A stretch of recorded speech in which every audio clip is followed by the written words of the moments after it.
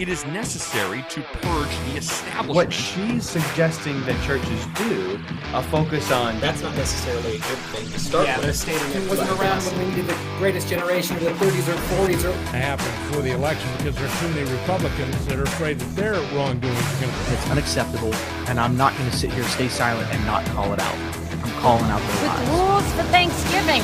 Who the hell is he to tell us what we're supposed to do? Do they think that we are so stupid that we will not notice and find out?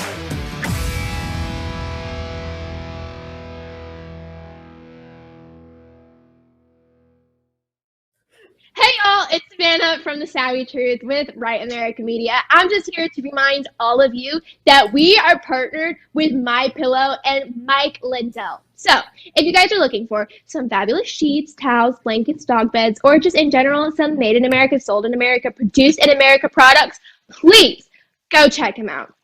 And don't forget to use our phone number and our special code RAM, capital R, capital A, capital M. So please go check them out and support us by using our phone number and our code. I'm Danny Wash Jr., producer of The Loaded Mic. I just wanted to let you know that you can find us at Simul TV, Right America Media, YouTube, and Rumble. You can also find the podcast at Anchor, Spotify, Apple Podcasts, and Google Play. Or you can go to loadedmic.com. Remember to like, share, subscribe, and leave a review. Rules for thee, not for me. That is playing out before our eyes from the left. Just take a peek at how they are handling Cuomo's sexual misconduct allegations that have evidence versus how Kavanaugh's baseless allegations of sexual misconduct are playing out. This is going to be yesterday's news. Nothing's going to happen. The Democrats are calling for his resignation. We all know that that is just political theater. They don't actually want him to resign. They're actually probably calling him up and saying, look, bud, I got to do this. It's optics. Let's just do this. You're going to be fine. Don't resign. Let me just put this through. No hard feelings. You know that's happening. You know that's happening.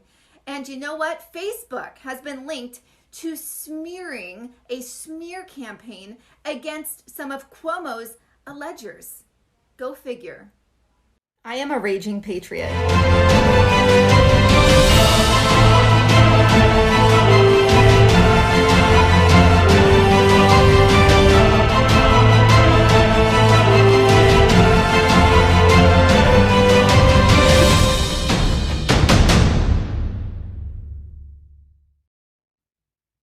Welcome to KSoK Uncensored. Got my Texan friend on again, if you can't notice here. I was like, hey, Ryan, do I look like a douchebag? And he said a little bit. And I said, perfect. That's what I'm going for. Just rolling with it. Oh, excited to bring Ryan on. He has been on with us before. And we are going to dive in. Hey, Hellspells. We're going to dive in and talk about what is happening at the border. I'm sure everyone is sick and tired of what's happening, but it's important to discuss and hear from somebody that actually is in the area and someone that's experienced it firsthand. I love that we have comments live again today. Good day, all. Love it. I love interacting with you guys. It means so much to me, so keep them coming. And I will do my best to work them into the conversation. Like we've done in the past, Ryan, my guest for today, he will be able to answer questions that you have along with myself. So feel free to pop them up. We have our producer, Juan, who can pop them up so we can answer your questions. So please don't hold back. Okay, well, I have a few very special pictures that I want to show you guys, and they are Ryan's family members. Now let's go ahead. I'm going to bring Ryan in early so we can talk about these images. Hey, bud. How's it going? Hi. How are you? I'm doing well, thanks. Yourself?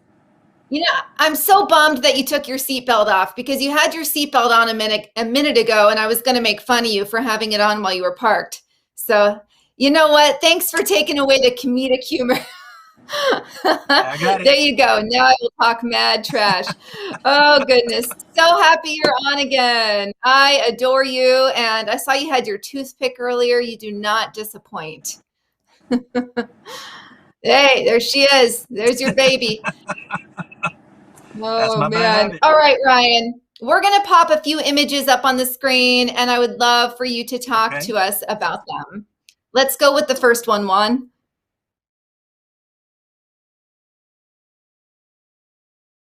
And Pops, they are pretty much true to life Texan there.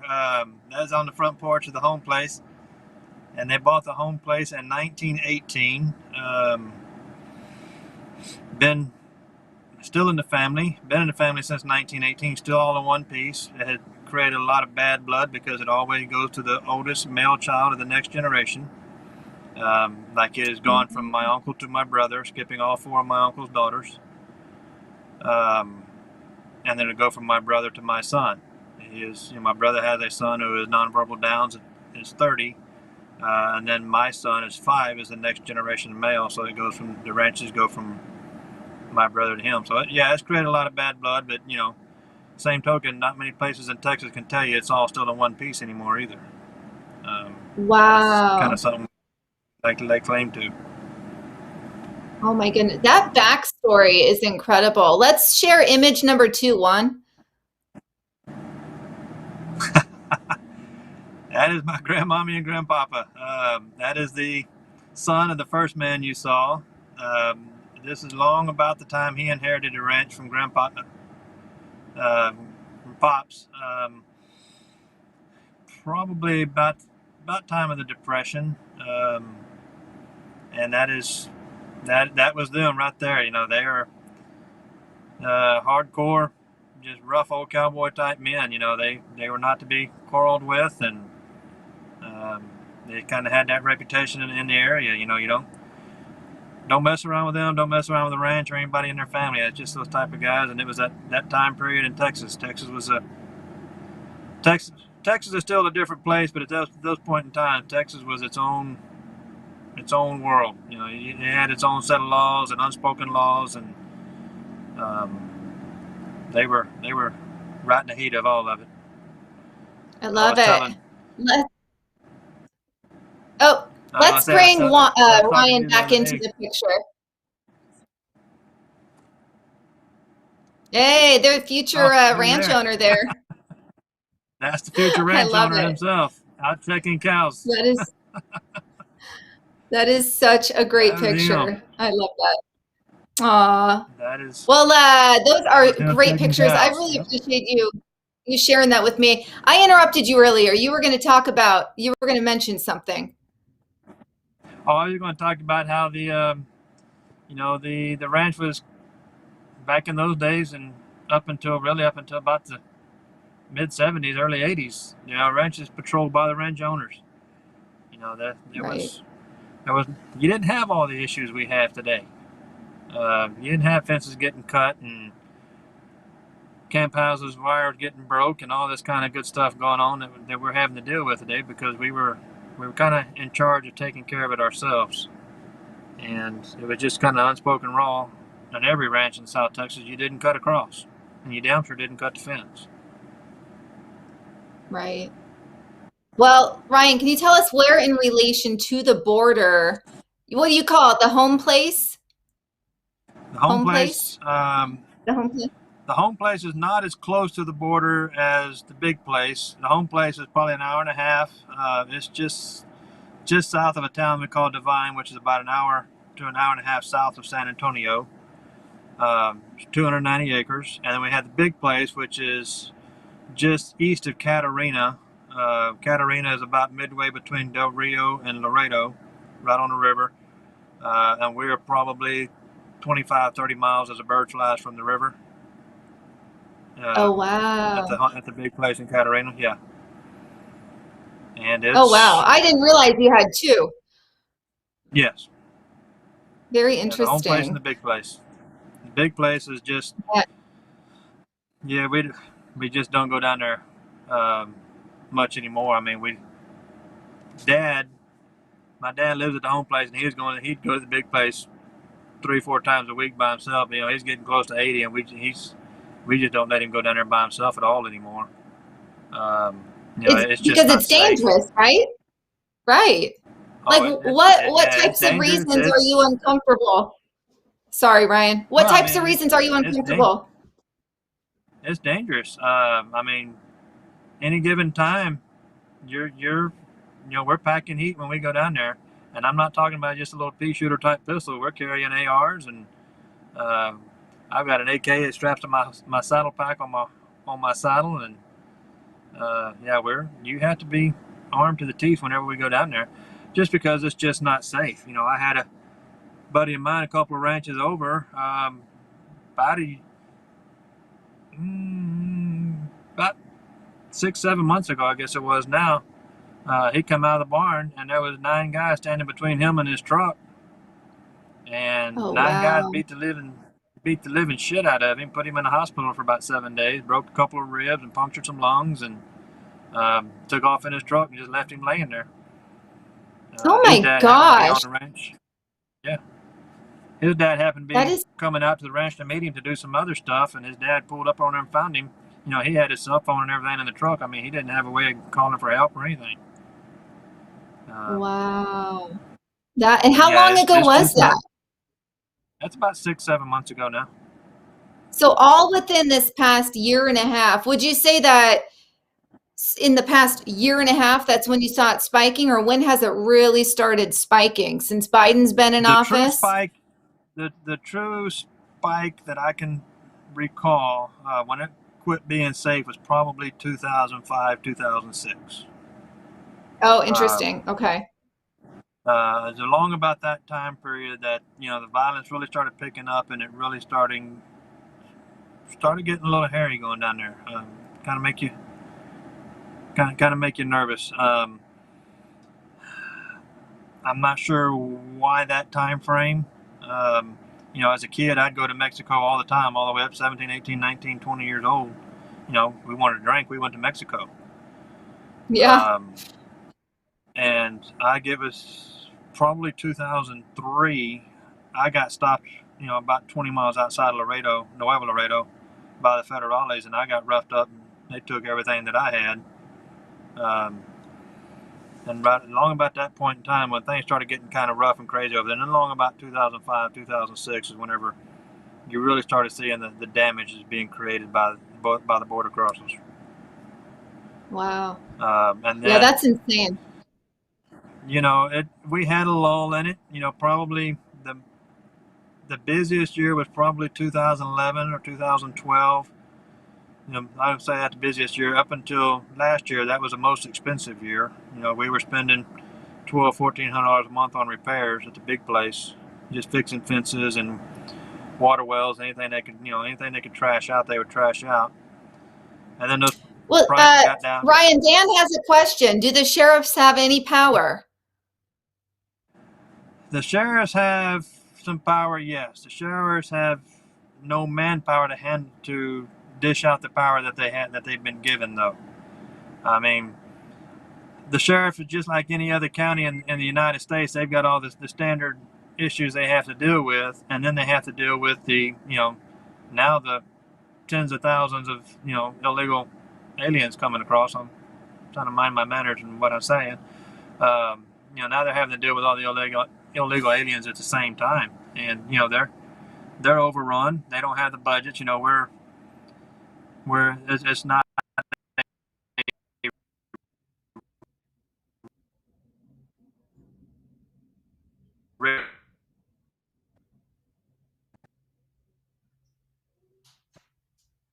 Did we lose you?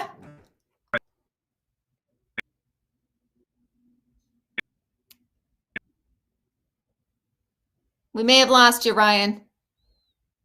Cutting out a bit here. Well, until we regain that connection, I'm going to fill in here. I'm just sick to my stomach over what's happening at the border, and let me know when we're back, Juan, and I'll stop. But basically, you guys, we're seeing this every day where there's more and more mask mandates. I told you last week, now my kids' school, they have to wear a mask the entire school year. Yet we have the border wide open. And I know I'm preaching to the choir, but it's just the most asinine, backwards thing you can even imagine. The border is wide open. Nobody's being tested. They're coming right in. They're not mandatory vaccinating the folks coming over. I don't even have words for the stupidity that we are seeing. I know Ron DeSantis today, I posted it twice on my Instagram stories because I really felt like this message was awesome. He basically told Biden, I don't want to hear a blip from you concerning COVID until you fix the border. And man, DeSantis is my hero because we really need more of that direct communication. And it's so true. It's like we have this border where people are just coming over in droves, and then they're being flown and bused. Looks like we may have Ryan back, but they're being flown and bused all over the United States. And I'd like to see where the hell they're dropping them off at. I don't know if that's available to me somewhere out there. Probably not. But it's going everywhere. The COVID cases, of course, they're coming in from across the border, and that's okay, right? Because those are future Democratic voters. Because like the Dems aren't going to allow the voter ID reform. Looks like we have Ryan back, but the voter ID reform. Let's bring you back in, Ryan. I'll get your opinion on this too, because it just lights me up. Okay. While we lost you, I was talking about the fact that we have wide open borders. And yet we have the left talking about all mask up. LA County, they have to wear masks now. And I believe I just saw vaccine passports went into effect in LA County. New York City, vaccine passports. And so, but meanwhile, the border is wide open, and it's all because those are future Democratic voters. And I am so sick and tired of what's happening. Update me on something, Ryan. Have those Texans come back yet? Those the Democrats that flew off so that they didn't have to vote on the voter reform? Not as a group, no. A few of them have come back, tried to do a couple of things, and then turned around and flew back to D.C. But as far as coming back as a whole for the special sessions that the governor is setting in place, no, they're not coming back. And I thought they were going to arrest them. The ones that did come back, weren't they supposed to be arrested? Yeah, that's a whole lot of big talk that's never going to transpire. That's what I thought. But they won't. There's no way they'll let anything like that happen. I had to laugh. I saw something the other day where they're in D.C. and they're making it sound like they're stuck in prison or a military camp in Afghanistan or something. They're asking for care packages. Oh my gosh, you've got to be kidding me. Oh no, they're telling you for what you can put in their care packages, blankets and snacks and toiletries. I'm like, are you kidding me? There's a freaking Walgreens on every corner in DC. Why the fuck do you need me to send you something? That is so disgusting.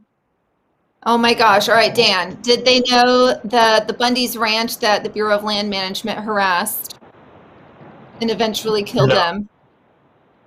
No, that was... that was in Oregon, right, Dan? That sounds like... I believe that happened in Oregon, if I'm not mistaken. Yeah, that was... I believe you're right. Yeah, I remember that one. Oh my gosh. Florida and Texas have targets. They're calling us super spreaders. Oh, I know. Anyone that is... DeSantis was talking about that today. He's like, yeah, they're targeting me because I'm doing everything right. And I'm getting positive attention. And so now they're calling them super spreaders. It's hilarious. Yeah, I'm not sure what's going on with that connection. The super spreading element is this wide open gate we got over here. Right. Letting hundreds of thousands of people come through. And yeah. What I don't think a lot of people get is they're not Mexicans that's coming across. I mean, there are hundreds of, thousands of Haitians right now are coming through. Middle Easterners, Africans. I talked earlier about the Albanian groups that I use for contracting. They all swim across the river in Texas, come across illegally. I mean, there's people from all over the world are paying these drug cartels that basically control a big portion of they control the border, but they also control a little swath of Texas as well. Most people don't understand. They're paying these $4,500 to $9,000 a head to bring people across. The Albanians are telling me that they had to pay the Albanian mafia $9,000 a person. They then took them from Albania, put them on a flight to Mexico, got them a bus ticket from Mexico up to Matamoros, which is across from Brownsville. Then they swam across from Brownsville, and they had a ride waiting for them there to New York. So wow. It was a very organized situation going on there. And my goodness, these mafias and other organized crime elements from around the world are dealing with the cartels and getting this stuff done. That is really insane. Yeah, I do think people forget that it's not all Mexicans coming over. I mean, it really is. It's an open border, which is going to draw people from all over the world and is drawing people from all over the world. All right, we've got a Texan on here, Ron Williams. Hello from Texas. Oh, man, Ryan, what a mess. It's funny, though, at the same time, where would you say, like, you're in San Antonio, so you're in that neck of the woods. Do you see or do you feel the impact of the open borders right now where you're at? Living in San Antonio, San Antonio-ish, we're about 45 miles out of town. Yes, I mean, you see it. You see San Antonio is a big hub. These people, San Antonio and Houston are pretty much their target first point of stop. They get across the river, they get put in a stash house, and they got to get to San Antonio or Houston for their distribution. I mean, that's where they get distributed across the nation whenever they get to San Antonio. So you see the local police force, you see the drug distribution coming out of San Antonio, you see the people distribution coming out of San Antonio, the sex trafficking coming out of San Antonio and Houston is ungodly. You see these. You don't ever see it reported, but you can drive by and you'll see a big raid at some rundown Roach Motel on the south side of town. It's probably 15, 20 people that they just busted up in there. That's either illegal border crossers or, a bunch of kids from Mexico or something to that effect. They've been involved in the sex trade and been working out of that motel or whatever they've been doing with these kids. You see it. You see it all over San Antonio. That is crazy. Yeah. Yeah. Well, for what you do, you're in the right spot. And just so everyone knows, Ryan isn't contracting. Let's clear that up. Oh, goodness. Go ahead. Yeah, you think I'd find some contractors here, but I can't. Because the target is to move further north, because if they get caught working here in San Antonio, they will get, for the most part, they will get sent back to Mexico. But if they get caught in Dallas-Fort Worth, or in St. Louis or Chicago or Seattle or, heaven on earth, Portland, they're not going to get sent back. They're going to get a ticket and, go back to work tomorrow. Yeah, the sanctuary cities, like mine. Lovely. Yeah. It's crazy. Oh my gosh. Well, speaking of, I have to do a little plug on what's happening here. It's just crazy. Somebody went and pulled, you can pull like live cams and then you can pull the date range that you want to look at. So basically here in Portland, this site that I follow, it's Portland Looks Like Shit, and it's on Instagram. And yes, that's a literal Instagram handle. But basically they went and pulled these satellite images from 2 years ago, and they compared it to today. And it's like just all these streets that were just like normal looking, nice streets. And then now it's just tents and fires, and it's insane. So, and we're a sanctuary city. So it just shows you lawlessness is incredibly evident. And it's really happening in the great state of Texas, because when I think of Texas, I think you guys are like your own country. And I love that about Texans. And it's funny. I was just talking to my husband. I'm like, man, we got to move. And I was talking about Texas. I'm like, you know what? It might not be the most beautiful state, but it has the attitude and great people.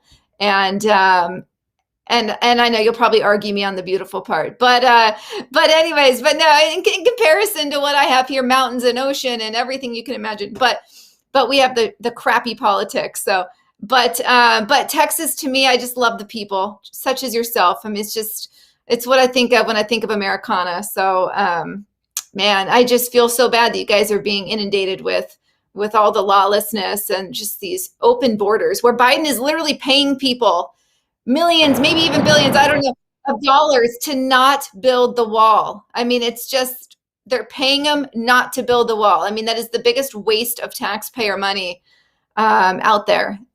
It's just crazy to me. What is the feel on the street, Ryan, from people that you connect with regularly? Kind of disbelief, I guess you would. Everybody kind of wants to say, man, can we just run the cameras out? Can we just run the politicians out of Texas for 2 or 3 months, and we'll have this shit back in order? Yeah. Give us a couple of days on the ranch with no cameras and no media running around, and be amazed at what we can do. But then Seriously, again, that kind of goes back to what I was saying earlier about the way things Texas used to run. It used to be a different type of lawlessness, if you will. yeah, absolutely. Well, you know what? I'll tell you what. I interact with police officers regularly, and basically, police officers are like, you know what? We're at that place in the United States where you need to learn to protect yourself because they're being defunded, and their neck is on the line for every move they make. And so you better bet your bottom dollar they are not going to just be on every corner like they used to be. We have to protect our land, our homes, our families. We can't depend on police anymore, and it's to no fault of their own, but they're just being smart. So I think we need to learn something from Texas because we're in a place where we're on our own as a country, especially in blue states, but we're on our own. And it's that time that we have to reflect on what worked in the past. So that's my biggest fear. I honestly don't know where the hell it's all going. I really don't. Yeah. We're contemplating now selling the big place because we can't do anything with it. Yeah. We've got, I bet you there's probably 35, 40 calves out there that should have been pulled back in May, but I'm not going out there and working cows. I mean, yeah, I don't blame you. Wade has a quick question. Is Texas building the wall again? Because wasn't there talk at one point where Texas was going to do it on its own? Well, there again, there's our big talking governor. Yes, he likes to say things like that in front of the camera. Yes, there's some action going on. There are lawsuits being filed to prevent that action. I guess the lawsuits are coming out of Washington. Of course they are. Some of the liberal, quote unquote, some of the liberal judges we have along the border region are putting stays in place so you can't touch them. But then there are also private groups out there just saying, the hell with you, were doing it anyway. So there are some private funding groups out there that are maintaining construction. Well, good. That's good. And I know we just have a few minutes left, but I want to ask you, you talk about Governor Abbott. Let's talk about, is it Kent that's going to be running in 22 against Abbott? There's a Kent. I think there's 7 or 8 of us going to try to primary him out. Yeah. We like to call. I like to call him Governor Grab It. He's going to grab the microphone and try to make a big impression every chance he gets. But as soon as the microphone is turned off, he's going right back to lockstep with the Rhino Republicans. Well, what are your thoughts on Alan West? I don't know enough about him to make an opinion. He was a good leader in the military. I don't know what he would do as a governor. Is he another one that's going to talk a big game in front of cameras and then jump back in lockstep with the rhinos? I don't know. That's the tough thing. I'm in that rabbit hole right now. There are no Democrats and Republicans. There's haves and have-nots. Like I said in that a movie I watched the other day, that they're all in lockstep with one another. They sure as hell are. I know.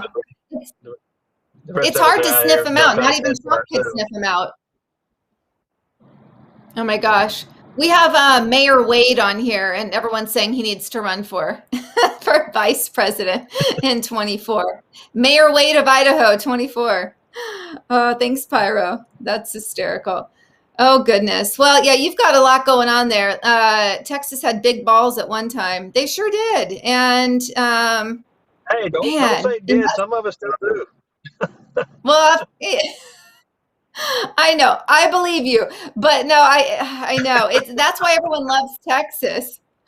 Oh gosh. And I will be seeing you. I'll take the chance here to plug this. Ram is going to be going to quite a few events around the US, and I'm going to make sure that I at least go to one, possibly two. But I know Ryan and I were just talking off camera, and I asked him to be my bodyguard at one in San Antonio. So looks like we'll actually get a meet in person. That'll be great. A good old time. That'll be good. And I don't know, what's your shot choice? I'm a whiskey or tequila. I don't know. They're kind of even for me. Oh, I'm a whiskey drinker. Whiskey. Okay, perfect. Well, I'd be in good company then. Oh gosh. It says Drew said Texas was dragging their balls in the snow. Oh my gosh. I do have that picture of you in the snow. Oh, dude, It don't was talk funny. about that snow. That sucked. Oh, you loved it. I saw you out there building a snowman with the cowboy hat. That sucked. I know Texans didn't know what to do with themselves with that snow. Oh, goodness. You Nordic people are nuts. I don't know what the hell y'all are thinking. All right, Ryan, always a good time. Oh, wait, we have something here. Let me work some of these in. National Guard needs to be put on the border. It's not time to, sorry. For some reason, it looks cut out on that word. On the border, there's any, I am so sorry. That is totally, it's like fading out. I can't read the whole thing. I don't know if you're able to see that, Ryan, but National Guard needs to be put on the border is the gist of it. I mean, I completely agree. Thank you. Oh, that's the other thing. Did you see that there? I think it just came out today or yesterday. The military is going to be mandatory vaccines for all military personnel. I mean, wow, that's like, to me, that is so incredibly bold. And man, I wish I had. I wish I could bring Juan in here for a minute. But I mean, it's just crazy to me. From a military point of view, you're in a contract. And now you're in this contract and you're being told where you're basically like owned by the United States government. And now you're being told you have to get vaccinated. Can you just say, no, I'm out? I mean, like, I don't know. To me, it's so crazy. Like, all right, we're going to see if we can get Juan in here to answer that. Because to me, I was like, how do you get out of that contract? I know for most of us, we'd bounce. Here we go. Well, I hope you all can hear me, and I think it shows.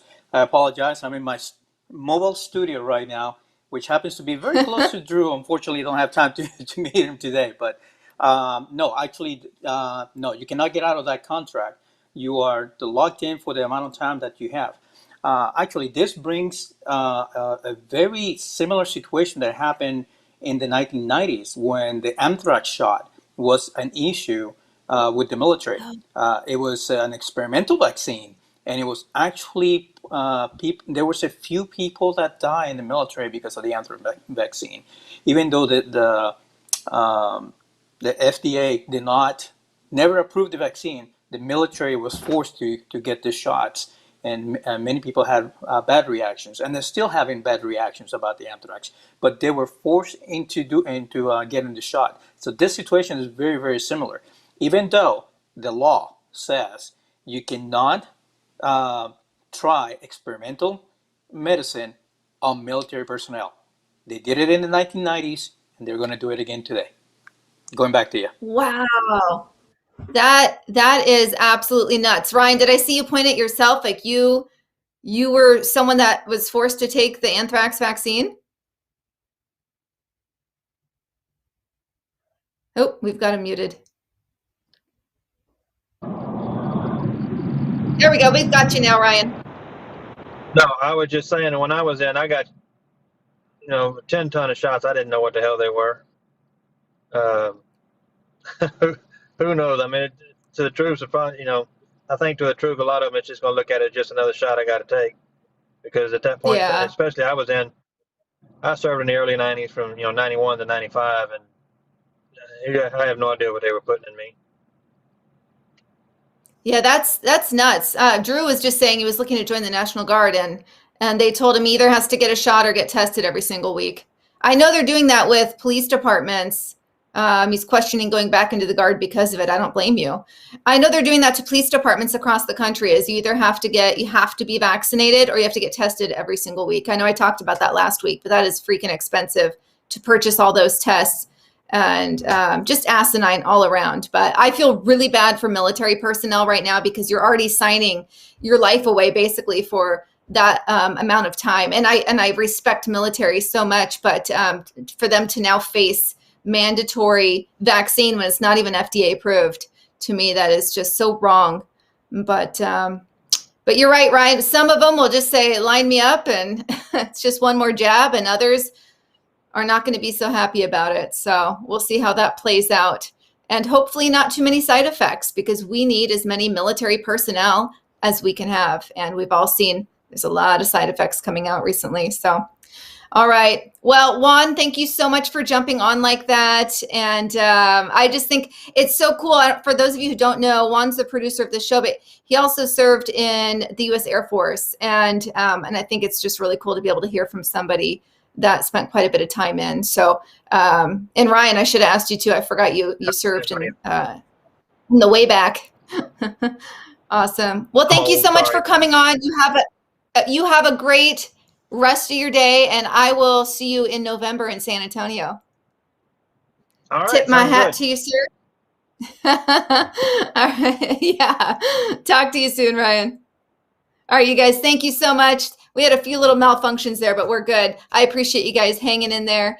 And wow, it just really, really eye-opening to hear from somebody who's actually been there at the border and had family there since 1918. Pretty wild.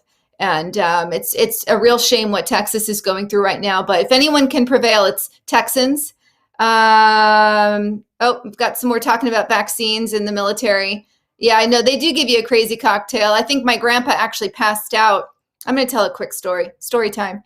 My grandpa was in the Air Force, and he actually flew in World War II. He was a bomber pilot. He was 5'6", and he was told he was too short to be a pilot. And they gave him all the vaccines. He ended up passing out, and they moved him somewhere. When he woke up, he was talking to a captain, and the captain said something like, "Son, what do you want to be?" And he was like, "Well, I want to be a pilot." And they allowed him to go into the program, even though he was technically too short. And he ended up being just a badass bomber pilot and lived until he was in his mid-80s. So pretty cool story. But yeah, they've been doing vaccines from a long time ago, and they do give you, a cocktail all at once. But anyways, thanks for letting me share that story with you guys. All right. Well, please do not forget that we are in a partnership with MyPillow. And if you're going to make a MyPillow purchase, I know Mike Lindell is just begging Patriots to go support him. And please use our code RAM. Super easy. I actually went, and let me just tell you guys this. This is a little off the cuff. So he has a code out there right now too, because Mike Lindell is really pushing sales because so many people are dropping him. So many of these big box stores are dropping him. He knows that Patriots will come through for him. So he has discount codes out there. So I messed around and I put RAM in, and then I did his discount code. Ours is the exact same. So it's just as good. So if you guys use RAM versus the code that you see out there, you will get the great discount that he's currently offering, and it will track back to RAM TV, which means so much to us. So please use RAM when you are making a MyPillow purchase. And we have our own phone number, as you saw there on the screen. If you're doing it online, just use RAM. And also, after me, we're going to change up the flow of what comes next. And so we have the loaded mic right after me. And the loaded mic is a lot about the Second Amendment. And I know you guys are hard on 2A, which is awesome. I am too. So please stay tuned for the Loaded Mic. I feel like it's right up your alley. And then after that, we have the Counterculture Mom, and she helps parents really navigate through what it's like in today's world. So it's been really helpful for me with everything happening with mask mandates in my area.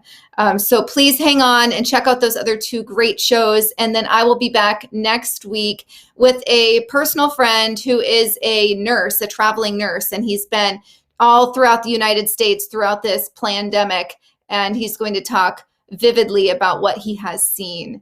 I look forward to seeing you guys next Thursday. Thank you so much for tuning in.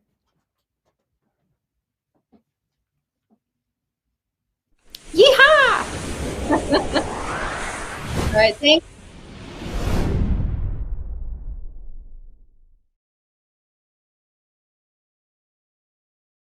Stuttering Joe earns a knuckle sandwich, Rand Paul destroys Fauci, Victoria has a secret, and our very special guest and co-host, Charlie Cook. This is The Loaded Mic, and I'm Dan Wass.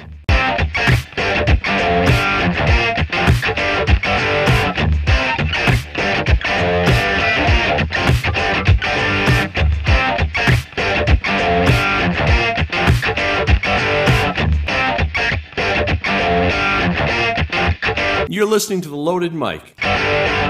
Stuttering Joe is at it again. This time he's going after handguns.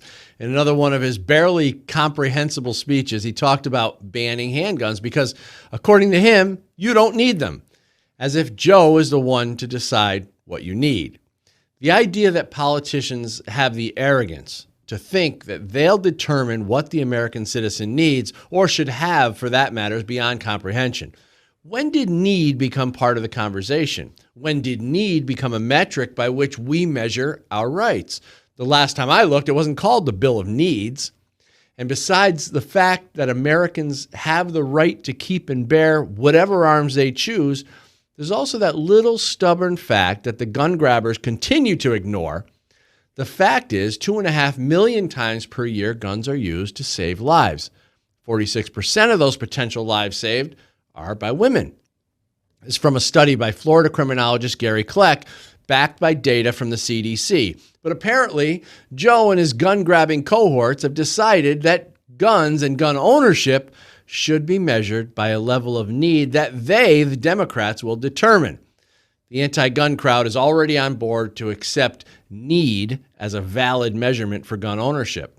Of course, in the left-wing fantasy world of control and domination, the people who would determine the parameters of need would not be the folks from the NRA, Gun Owners of America, or the Second Amendment Foundation.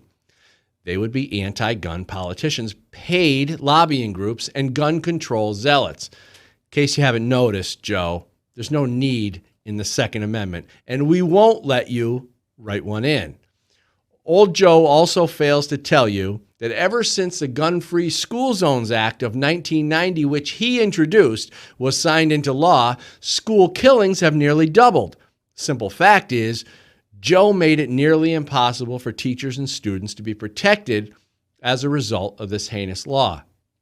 Now, every time a school killing occurs in one of these deadly zones, the gun grabbers use those deaths to push for even more gun regulations. Now, you would think if they really wanted to save lives, they would do something about that. Probably just some misunderstanding. But the gun-grabbing political left is also working very hard to make gun manufacturers and gun retailers vulnerable to lawsuits and unreasonable scrutiny. They would love to open manufacturers up to lawsuits and crippling regulations. You can bet that they would finance these lawsuits with taxpayer money if given the chance. Sorry, Joe. You work for us. Real Americans will never allow you and your communist hopefuls to control the will and freedoms of American citizens. So today on The Loaded Mic, we're here with Charlie Cook, and I am very happy to have Charlie here as our special guest co-host, and we're going to talk more about this topic, Joe and his gun grab, and a whole bunch of other things. But it's a real honor and pleasure to have Charlie here. How are you, Charlie? I am living the dream, Dan. Thank you very much. And I want to say that people should know about your your show, Riding Shotgun with Charlie, and it's a blast. You get some of the most prominent Second Amendment people, national spokespeople on your show. So let's start with that, because I think that's a great way to start. Tell us a little bit about Riding Shotgun with Charlie, some of the people you may have had on, and what it's all about. All right. Well, Riding Shotgun with Charlie is me interviewing people in my car as I drive around. And I've never named any of my cars, as bad as they've been. I've never named a car. Okay. But I call my car now, I call it the Stagecoach. Oh, cool. Because I take people out for interviews, and they sit in this passenger seat, and we talk about whatever it is that they do in the Second Amendment community. Yeah. So it came about, we both have histories of being musicians, and it came about from watching carpool karaoke.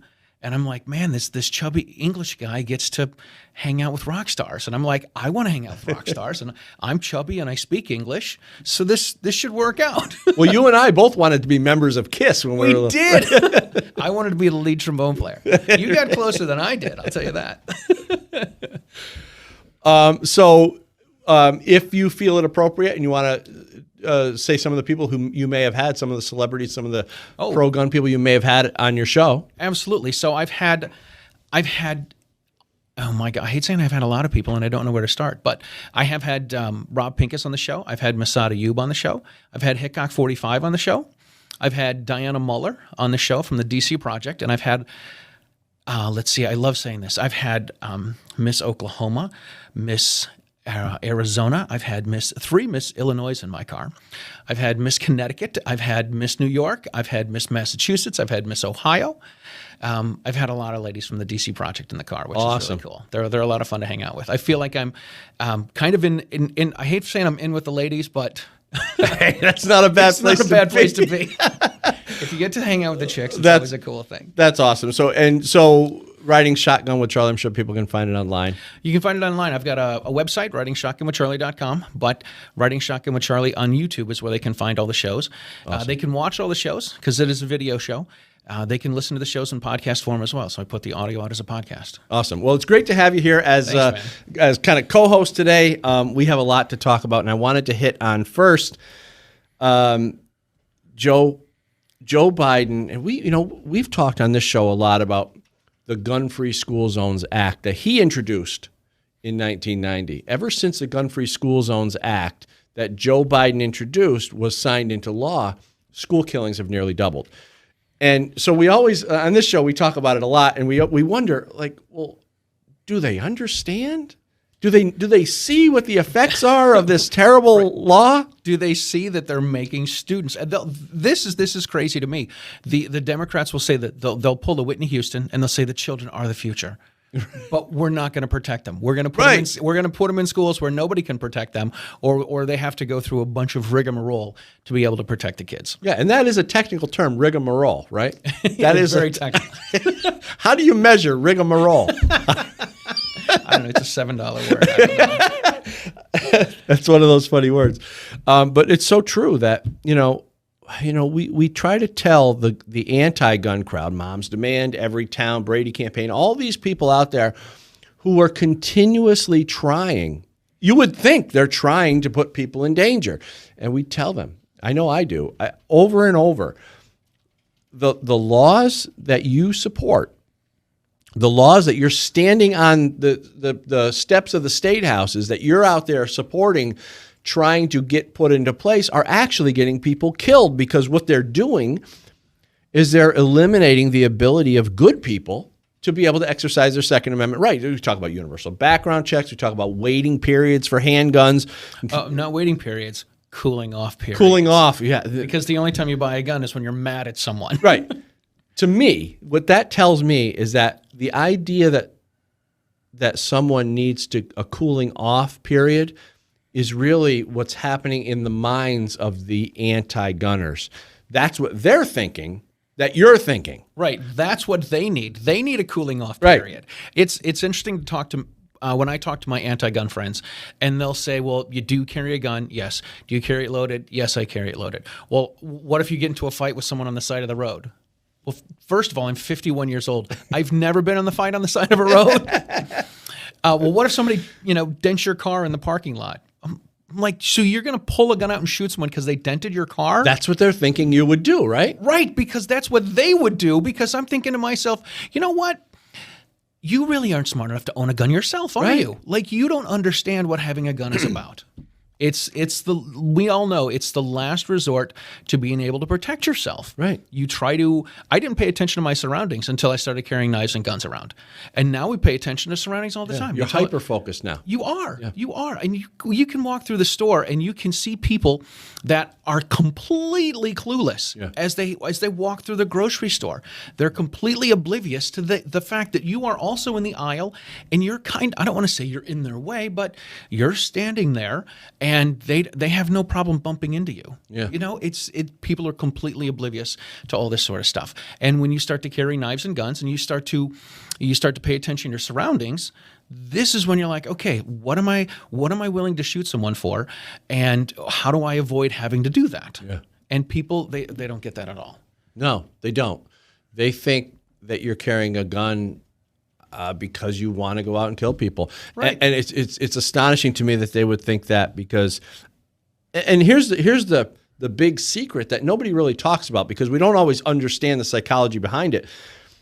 But it's called projection, and Sigmund Freud coined the term projection. It's when you can blame someone else basically for what's going on in your own head. It's when a gun isn't really a gun. It's like, right. It's not, sometimes a banana's just a banana. Sometimes a gun's just a gun. Yeah. You know? But the idea that they would think that you would do something bad with your gun is really their own thought, and possibly, quite possibly, exactly what they would do. Right. In that situation. They're not educated. They're not educated, they're not trained, and what they get about firearms is what they get on TV and what they get in the movies. And what they see in movies, of course, is Hollywood glamorizing the use of a gun by having whomever, Schwarzenegger or Rambo or John Wick, whoever, just go in and just annihilate places. Yep. That's what they think gun folks do. And it's not. And it's interesting to talk to some of my friends. I've talked to some people and they're like, have I ever seen you carry a gun? I'm like, have you ever seen me not at work? Well, yeah. Okay. Right. Well, that's funny, because my wife will sometimes say, are you carrying right now? If it's a situation that maybe uncomfortable, maybe a little bit shady, right? Are you carrying right now? And I'm like, am I in the shower right now? Right. Well, we live by POGO, pants on, gun on. Right. I always say, if when I leave the house, I make sure I have a good charge on my cell phone, right? Mm-hmm. That's important. Yeah. A few bucks in my pocket and a handgun in my belt. I mean, right? I mean, absolutely. It's have a knife, have a gun, make sure your battery's charged these up. These are things that could come in handy, they right? Could come in very handy. Right. I did this with both my kids. When my kids got to the age where they both started driving, I said, look, here's a $100 bill. Put this in your wallet, never use it in case of an emergency. Yeah. And then I had to tell my daughter, I'm like, here's what constitutes an emergency. Not new shoes, right? Not new shoes, not Dunkin' Donuts, not going out to dinner, not necessarily needing gas. Right. But if you need your car towed, if you're stuck someplace, you've got cash, because people like cash. Yeah. So have cash on you when you go out. You know? Oh, yeah. I still think even, a lot of the younger generation they don't carry cash. They don't. Oh my God. At all. Yeah. Yeah. Cash is still good. I still I hope it's still good for a while. It still says it's good for legal tender. So let me get back to freaking Sleepy Joe, Stuttering Joe, whatever you want to call him. Come on, man. I know. Come on, man. 8mm, 9mm, whatever it takes. Yeah. I know Danny's got a clip, and I want to play the clip where he's talking about what he wants to do for gun control. And if you notice, he says a couple very strange things, like 120 rounds. And who's carrying 120 rounds in their belt? I mean, you can't even get people to carry cash. They're going to carry 120 rounds. And then, but he talks about handguns or pistols. I think he used the term pistols as one of these things that he would potentially ban if he was given the power to do so. Thank God he will never have that power. But let's watch the clip and we can comment on it. I think this would be pretty interesting and infuriating. Go. Actually, crime is down. Gun violence and murder rates are up. Guns. I'm the only guy that ever got passed legislation when I was a senator to make sure we eliminated assault weapons. The idea you need a weapon that can have the ability to fire 20, 30, 40, 50, 120 shots from that weapon, whether it's a 9mm pistol or whether it's a rifle, is ridiculous. I'm continuing to push to eliminate the sale of those things. Unbelievable. First of all, he uses the word need. The idea that you need, Charlie, the idea that you need that, when was need ever part of the conversation? It's not. It's not. The only need is Joe needs to mind his own business. That's true. Joe needs to mind his own business and you know, learn to tie his shoes and change his diaper. Anyway. But then he talks about pistols as if he was considering, you know, banning pistols. A handgun ban. Can you imagine? No, now, this is one of the things with me. So a pistol's just a handgun, or is it just a semi-auto handgun? Does he want everyone to carry revolvers? Is this what is this what he's trying to say? Yeah. I don't know, man. It's completely ridiculous. This guy's off his rocker. Well, that's another thing, and he doesn't. I don't think he really knows what he's talking about at this point. He might still have some general ideas of what he needs to say and what things are good according to the Democrats and what things are bad according to the Democrats, but he doesn't seem to be able to express himself like any other president I've ever seen. I mean, what's going on with him cognitively? It's great watching him speak because you can see where he goes off the rails and he looks away like, I don't know what I'm talking about. I'm just bumbling and mumbling and he hopes that somebody brings him back into the fold and into the conversation and gives him some prompt that he can be like, oh, right, that's what I was talking about. Yeah, they have to be on pins and needles. Oh my God! His Can handlers. you imagine? Oh my God, he's going on again. Oh my God, here he goes. These people probably have drinking problems, right? Yeah, I mean they would have to be. They would have to have some kind of vice to get them through a day with Joe Biden. I couldn't imagine it, man. Oh my God, Joe's got another press conference today. Could you? Right? Oh no, what are we gonna do? They go to the office. They got that crystal jar. Just start pouring themselves a stiff drink. Did somebody IV of whiskey? Who put his teleprompter together? Please, who put his teleprompter? Please don't use any big words. Right. Oh my God, yeah. Just imagine handling him. And trying to get him to say the things that, because obviously he's not coming up with this stuff. Oh my God! Obviously he can't come up with it on his own. So what I think is kind of interesting. He wants to ban pistols and rifles. He puts them both in the same category. Yeah, and you can get a 9mm rifle. Sure, you can have an AR platform. In 9mm, a pistol caliber carbine, you can have one of those. So is that like doubly bad? I don't. I don't know. This I think Dana Lash said it when she talked about the so-called assault weapons that they try to. She said they're extra shooty or something. They're extra shooty. They're shootier. So this is one of the things he said in the clip. He's like, it shoots 120 rounds. What's it like? What does it do at 121? Does it stop working? Right. Like. Yeah. There was a clip, I don't know if you ever saw this one, there was a clip of some politician probably 7 or 8 years ago, and she's like, yeah, let them have the high-capacity magazine clips because once they're empty, they're empty. What? I'll never understand these people. And just the idea that they think also, when he said 120 rounds, who's carrying a magazine on them? That holds 120 rounds. Right. Nobody. Right. But I don't have a Beta Mag that holds 100 rounds, but I've heard a lot of people say that they jam. Yeah. Okay, then that's probably not really something you want to have. Yep. But again, I live in occupied territory. I live in Massachusetts. We cannot have post-1994 high-cap magazines. So the only high-cap mags we have are 27 years old. we could carry 7 10-round magazines, and that's fine. But we can't carry one 15-round magazine. Yeah. Well, that's too shooty. It's too shoot. It's right. shootier than the other one. Remember Spinal Tap? Well, this one goes to 11. It's one louder. One more. It's one louder.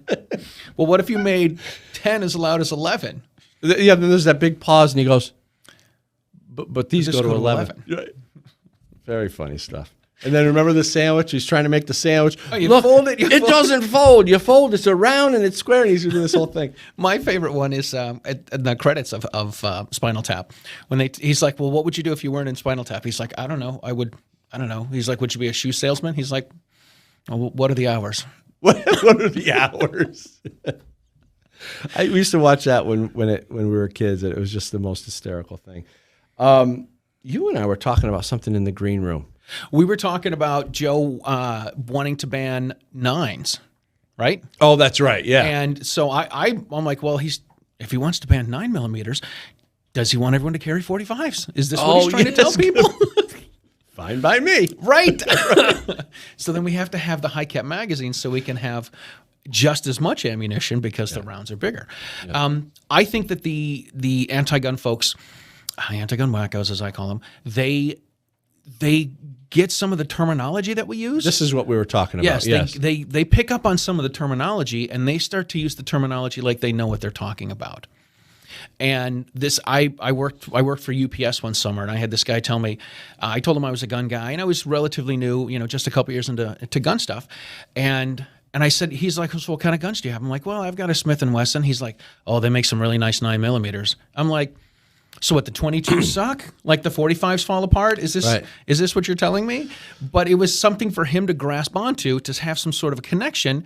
But the connection made me say, does this guy know what he's talking about? Right. Like, it's it's 220, 221, whatever it takes, So he knew he heard a couple things. Right. You hear people talk about 9mm. Does it really matter what the caliber is? Does it really matter? Does the caliber of the gun matter? Well, we're going to get rid of 9mm. Why? Because it's a popular round. Because this is what a lot of civilians carry. Because this is what a lot of the police carry. This military had this for a long time in the M9s with the Beretta 92s. Well, this is similar to how they demonized the AR-15 rounds.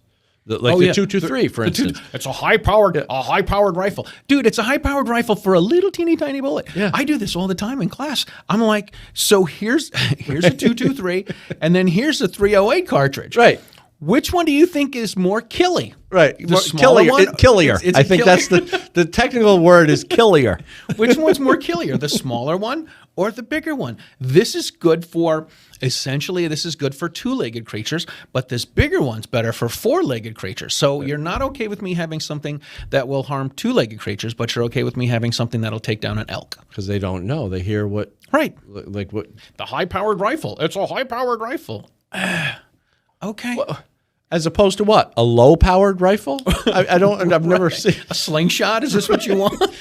Squirt gun? I mean, what do you want? We're going to get an air gun. We're going to pump it up. The pellet gun. CO2. Right, CO2 cartridge. Yeah.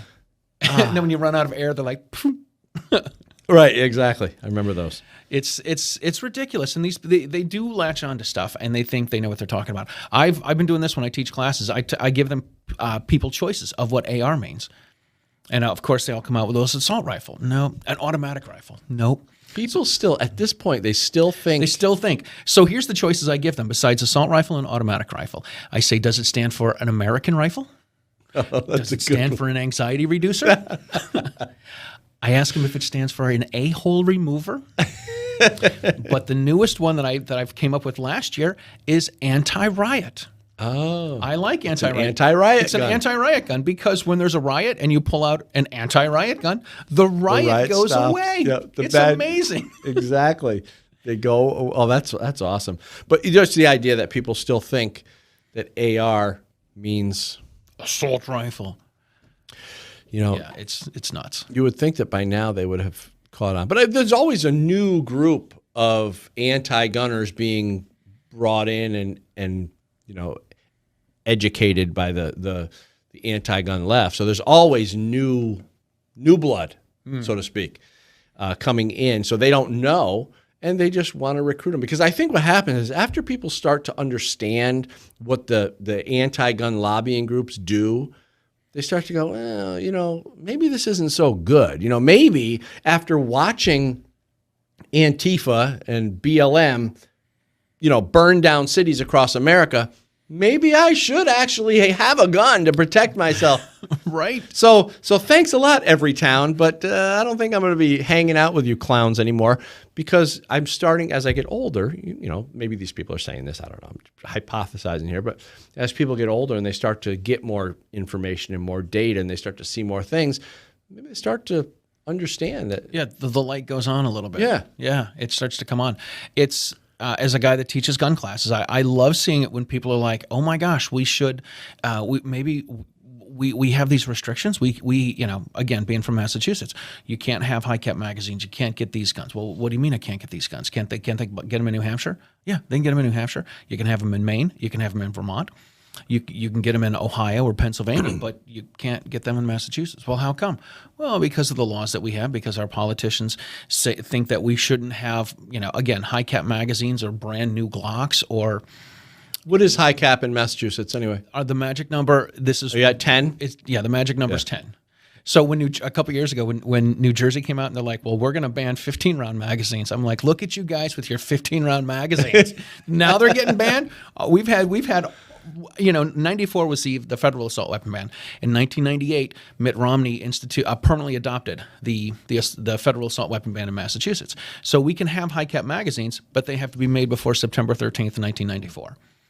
So this past summer, I was doing some traveling, and I'd go into some gun stores, and I'm like, "Hi, I'm from Massachusetts." They said, "Oh, I'm sorry to hear that." Welcome to free America is what they said. And I'm like, I'm looking for some pre-1994 high-cap mags. I wonder if you guys have any just laying around. And they're like, yeah, those are junk. We don't keep them. We have no need for those. I'm like, oh, we can sell them for $125 in Massachusetts. Oh, wow. Yeah. Ridiculous. Yeah.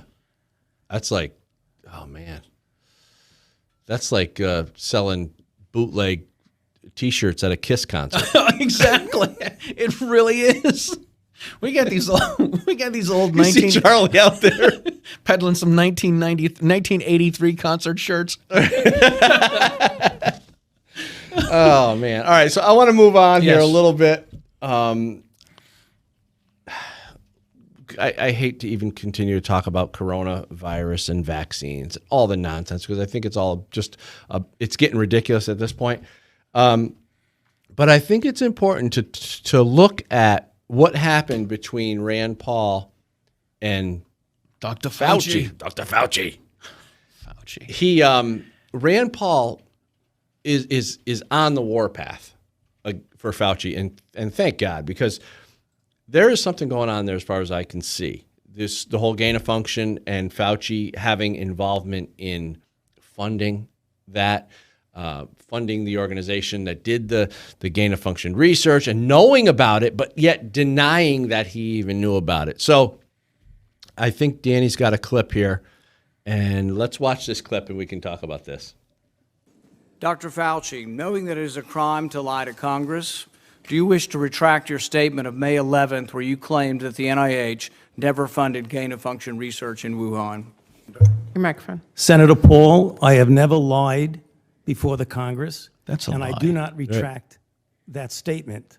This paper that you are referring to was judged by qualified staff up and down the chain as not being gain of function.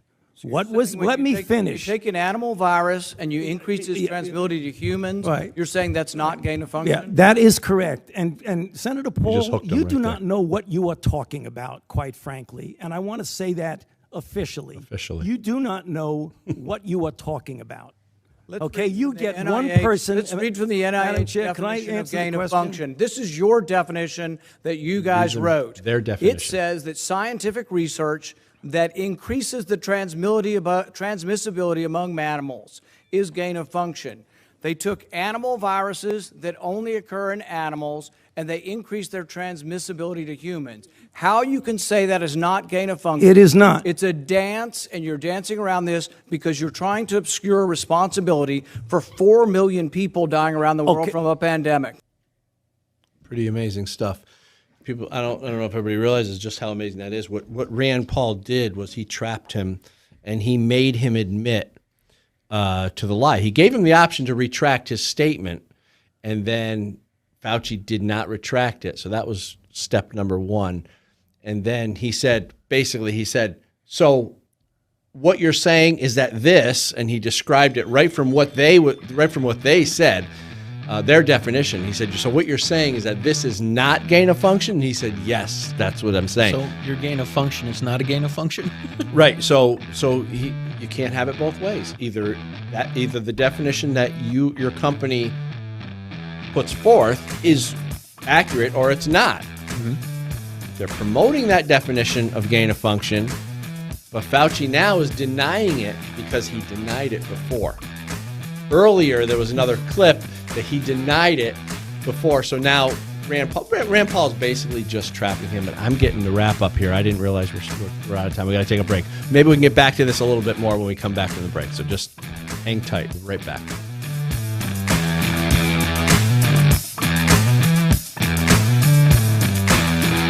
I'm Danny Watts Jr., producer of The Loaded Mic. I just wanted to let you know that you can find us at Simul TV, Right America Media, YouTube, and Rumble. You can also find the podcast at Anchor, Spotify, Apple Podcasts, and Google Play. Or you can go to loadedmic.com. Remember to like, share, subscribe, and leave a review. By now you've heard me talk about MyPillow and how it literally changed my life. They won't go flat. You can wash and dry them as many times as you want, and they maintain their shape. They're made in the USA, and for a limited time, Mike is offering his premium MyPillows for his lowest price ever. You can get a queen-size premium MyPillow for just $29.98, regularly $69.98. It's a $40 savings, and kings are only $5 more. So go to MyPillow.com, click on the radio listeners square, and use the promo code RAM, like RAM. You'll also get deep discounts on all MyPillow products, including the Giza Dream Sheets, the MyPillow mattress topper, MyPillow towel sets. You can also call 800-867-0416. That's 800-867-0416. But don't forget to use that promo code RAM. The Second Amendment is a priority at the Loaded Mic. If we don't defend the right to keep and bear arms, there are people who are happy to violate it. The strategies and tactics of the anti-gun crowd and politicians are sinister, and we need to understand those tactics. I wrote the Good Gun, Bad Guy book series as the rule book to their evil game, so we can understand their strategies and motives to defeat them. Understand the mindset of the anti-gunner in Book 1. Learn the media strategies behind the gun grab in Book 2. And understand the politics behind their mission in Book 3. Go to goodgunbadguy.com.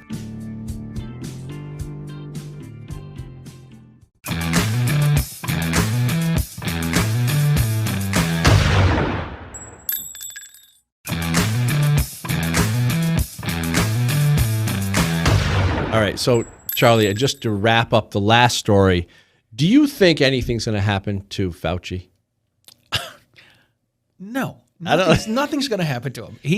They thought Trump was Teflon. Fauci's more Teflon. Yeah, like nothing sticks with this guy. Right. Nothing sticks on him. It does seem that way. It seems like he can say whatever he wants because he flip-flopped on everything. Everything. Masks are okay. Masks aren't okay. Get the vaccine. Well, now you need a double mask. Now you need a double vaccine. Now you need a triple mask. You need a triple vaccine. Like, what are we going to be, like the bubble boy where we we can't talk to people, we can't touch people, can't look at people? You got to check your phone every morning for the instructions on what you need to wear before you can go out into public every day because it could be different every day. It could be. Today you can only walk on the one side of the street.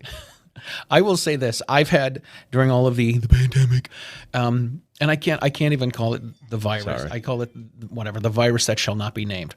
But I only have 4 masks, and 2 of them are the Gator masks. One's from A Girl and a Gun. One's from the Gun for Higher Range in New Jersey. And then I got one from the DC Project. Anthony Calandra. I love Anthony. Yeah, what a great guy. Yeah. I got one from the DC Project that's got ARs on it and says educate over legislate. Okay. And I got one from Davenport Guns in Davenport, Iowa. Yep. I keep those in the car in case I have to go someplace where I have to mask up. But my attitude is I only have pro-gun masks. I won't wear anything else. If I have to wear this stupid thing, you're gonna see a gun right over my mouth. At least you're gonna make a statement. Absolutely. Yeah. Absolutely. I can appreciate that. I don't wear a mask. So I I've probably put one in the whole, and I'm in New York.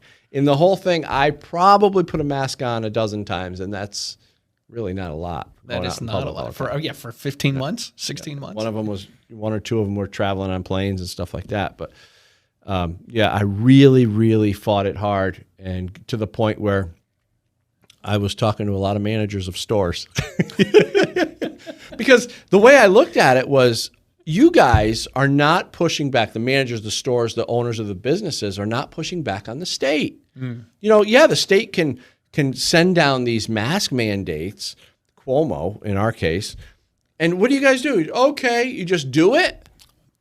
It's the Bohica, right? Bend over, here it comes again. We're going to sit. It's Kevin Bacon in Animal House. Thank you, sir. May I have another? Yes, exactly. Thank you, sir. May I have another? All right, speaking of others, do we have another Joe Biden story? Yes. And this is a rambling, incoherent thing that you have to see this. Shocking. Shut up. Yes. So what we got here, I think Danny's got a clip, and watch the clip. All right. That's underway, just like the other question that's illogical. And I've heard you speak about it because I'm not being solicitous, but you're always straight up about what you're doing. Yeah. And the question is whether or not we should be in a position where you why can't the experts say, we know that this virus is in fact, it's going to be, or excuse me, we know why all the drugs approved are not temporarily approved, but permanently approved. There he goes. That's underway too. I expect that to occur quickly. Well, you mean for the FDA? For the FDA. Yeah. That's a good save. That's an alley-oop. They give that dude a save, man. Do you have any idea what he was talking about in that clip? No idea. No. I mean, he went from like all these different topics, and they got kind of mixed up. And we have this thing on the show that we do sometimes called Knuckle Sandwich. It's when we reserve it for really stupid people, and in this case, I think, Joe, you deserve a knuckle sandwich. Knuckle sandwich. Okay, enough about Joe for now. All right, let's move on. I wanted to talk a little bit about U.S. women's soccer team taking a knee for BLM. Now, this happened a couple weeks ago. This is kind of old news, but it's important that I want to hit on it because, well, first of all, the whole BLM, supporting BLM and any terrorist organization, Marxist organization at our Olympics, representing America in the Olympics. Where do they... This is still. Remember when Obama went on an apology tour? Oh yeah.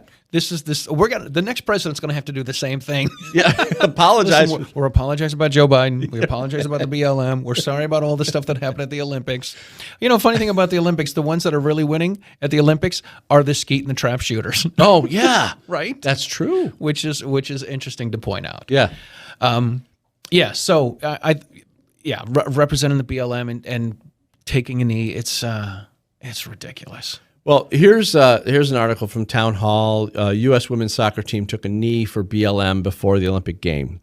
They then lost to Sweden, and this is just like sweet justice. And I can't believe that we're rooting for us to lose, but we have such crappy representatives. So anyway, go ahead. Want to comment on that? I was just going to say it. Like it's hard. I've talked to a couple friends about this, and they're like, it's hard to say that you want your country to lose in the Olympics. Right. But you don't want their actions to be justified.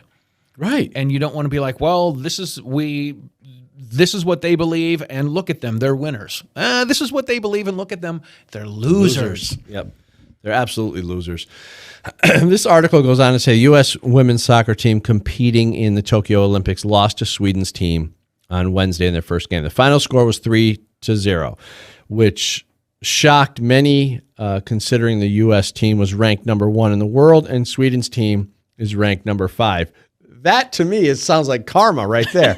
It does. I think what's really shocking is there's a soccer game with a score of 3. Yeah, exactly. That's a good point. Prior to the game, all members of the U.S. team, along with Great Britain, took a knee in solidarity with Black Lives Matter. Do they even acknowledge that Black Lives Matter was at the heart of the 2020 riots where they were burning down buildings, looting businesses, and killing cops? It's unfathomable that they do not get that. How can they not realize this? How can they encourage this and support this? Really, it's like having, having the Hamas soccer team, or having the Palestinians cheering on the Hamas. Yay, look at those guys. Look at the way they can bomb the crap out of somebody, can't they? Jeez. It's disgusting. It's disgusting that this is what we're exporting to the world. BLM and the terrorism and the people that support these groups.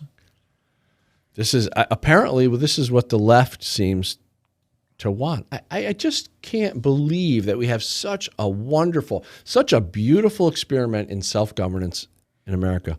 We have a Constitution, we have Declaration of Independence, we have Bill of Rights, we have all the things that any citizen of any country would ever want. Right? Yes, which is why people from Cuba are getting on doors to float over 90 miles to get to freedom so that they can come over here and be oppressed and have the government take control of everything. This is what they're escaping. This is what they're willing to risk their lives and escape, and only to come here and find out this is what they're doing. This is what Democrats are doing. Right, Democrats are doing. Right. This is unfortunately where a lot of people want to take the country. Just so the people of Cuba know, real Americans don't want that. Okay, I just want to make that clear. It's hard to say that we're on the side of the Cubans. You know what I mean? Yeah, exactly. Right. So here I am talking to Cuban people, but we would rather have the Cuban freedom fighters than the Democrat communists. Absolutely. And unfortunately, the Democrat communists are citizens. Mm-hmm.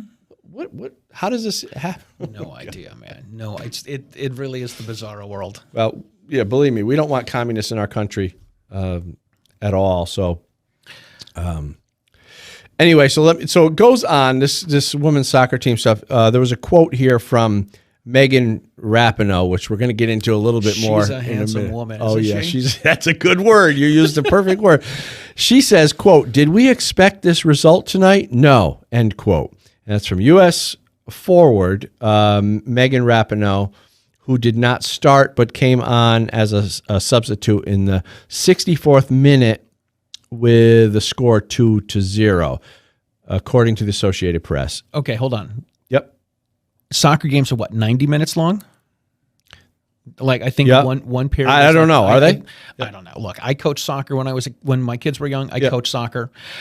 When my son got to the next level up from the 6 and 7 year olds running around trying to kick a ball, I had no idea soccer had positions.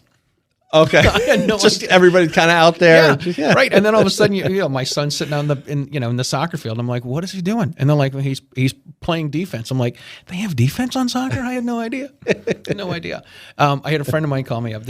I certainly don't mean to offend the soccer fans, but I called a friend of mine up when I was heading to soccer practice one night. He called me up and he's like, hey, what are you doing? I'm like, dude, I can't talk. I'm taking my kids to soccer practice. He's like, soccer? Soccer's for kids that can't throw or catch. And I'm like, I hate to admit it, but that's my kids. So, 64 minutes. So she's your star player, and there's a 90-minute period, I believe, and she comes in 64 minutes, 2/3 of the way through the game. Imagine that you got Jordan on your team, and you're going to be like, halfway through the third quarter, we're going to put him in. Maybe she's not that good. Well, let's see.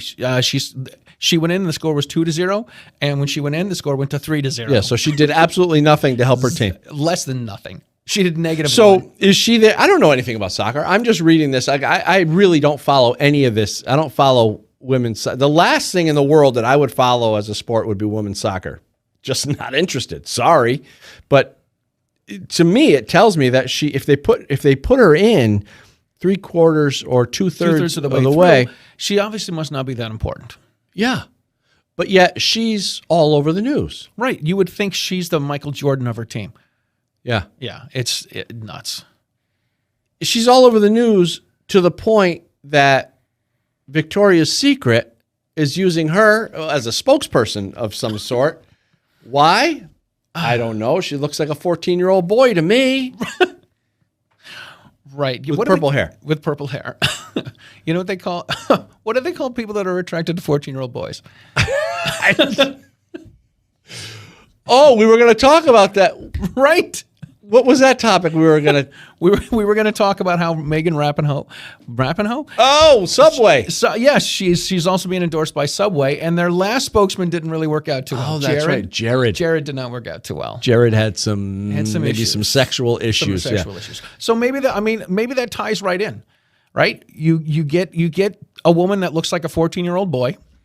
Your last spokesperson liked 14-year-old boys. Like maybe there's a theme going through here for Subway. Well, and another thing that I wanted to talk about was the idea that Victoria's Secret would even consider her for anything other than doing their books. So right. Victoria's Secret used to be all the hot chicks. Isn't that what it used to be? Yes. Are we that old that we remember when Victoria's Secret was hot chicks? Look, I can understand sometimes trends changing a little bit. You know, like some generations, maybe sexy was women with long hair. Maybe sometimes redheads came into fashion, and that kind of maybe even short hair on women was sexy. Okay. But when you're talking about this woman, there's nothing sexy about her. I think Austin Powers summed it up really well. When he said, "That's a man, baby." That's not my mother. It's a man, baby. Can we get That's a man, baby. Oh, it's so ridiculous because so let me back up. Victoria's Secrets. So I remember, the guys would go get a Victoria's Secret catalog. Well, that too, but that's a different topic. Victoria's Secrets has a lot of meaning to guys because we'd go there for our wives and girlfriends and stuff, or both, or both. Charlie, are you married now? Not anymore. That's why.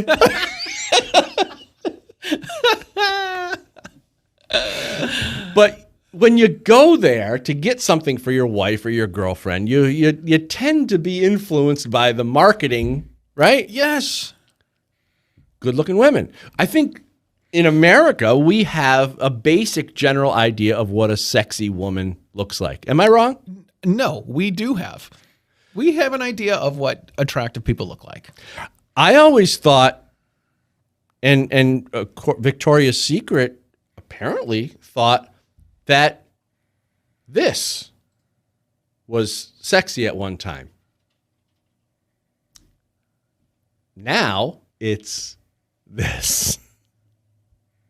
Charlie, I don't understand what's going on here. Why did we take beautiful women and now try to convince society that Megan Rapinoe is? I don't understand what happened. Can you explain this to me? Idea. If this is where the Marxists and the communists are going to take us, I do not want to go. I don't want anything to do with it. I don't want anything to do with it. And it's not. Are we supposed to pretend that now sexy's not sexy? Something else? A woman who looks like a 14-year-old boy is now supposed to be attractive? A 14-year-old boy should only be attractive to an adult male if he's some sort of a pedophile. Like Jared. Right. Jared. He's the demographic. Jared from Subway.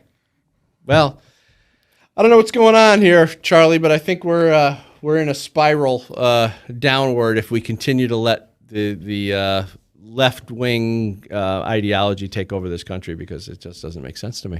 I'm with you, man. We can't have attractive women anymore. We can't have our firearms anymore. We can't even have a president that speaks coherent sentences anymore. It's absolutely hysterical. But maybe, I don't know. What do you think about this? Do you think that there's a chance that real Americans, logical thinking people, can come back to some sense of normalcy? I certainly would like to think so, but I think what we need to do is, those of us who are normal Americans, we need to put our foot down and our finger up and say this is enough.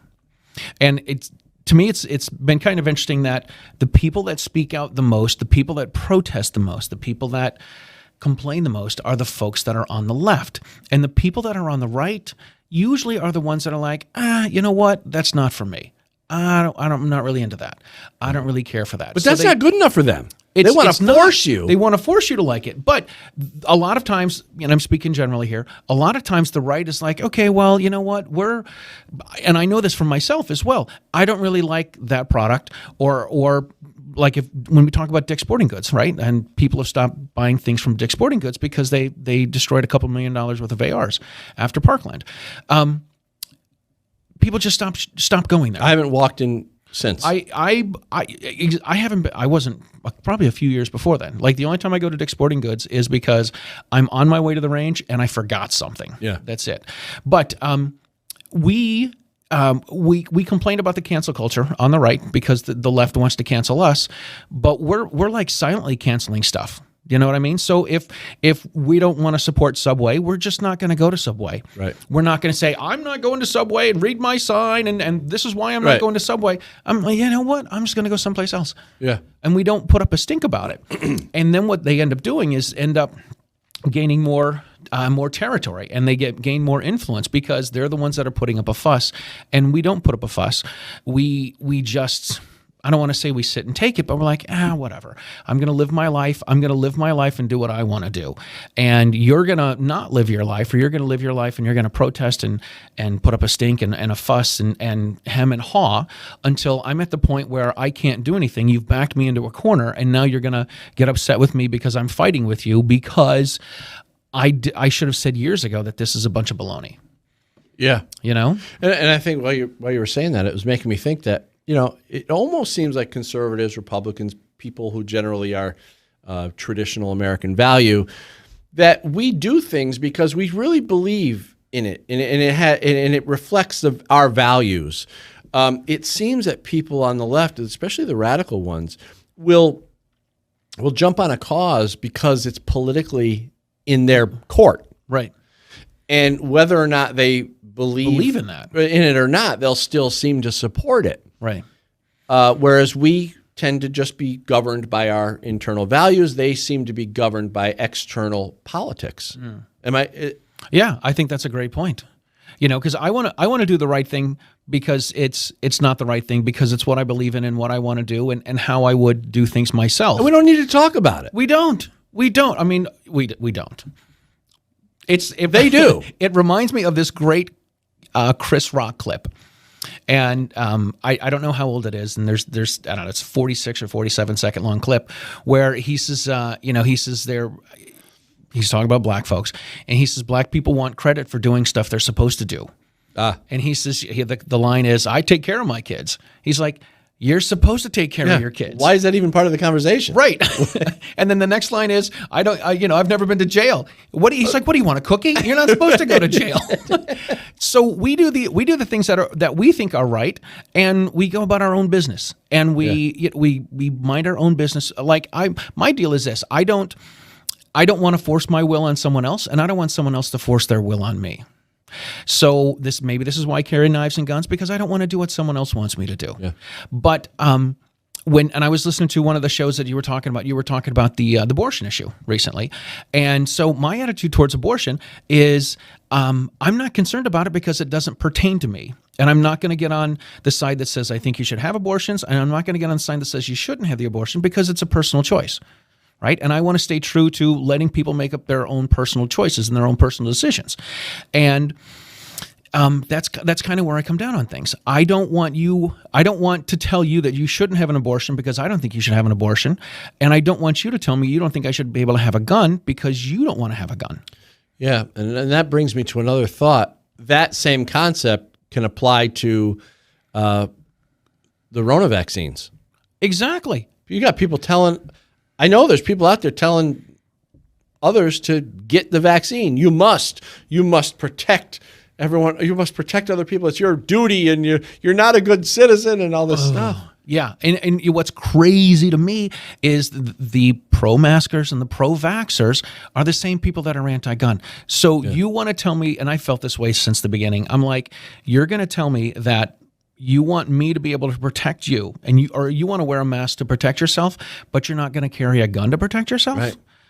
Do you want to protect yourself, or do you not want to protect yourself? Or you take the vaccine because you think it's going to protect you.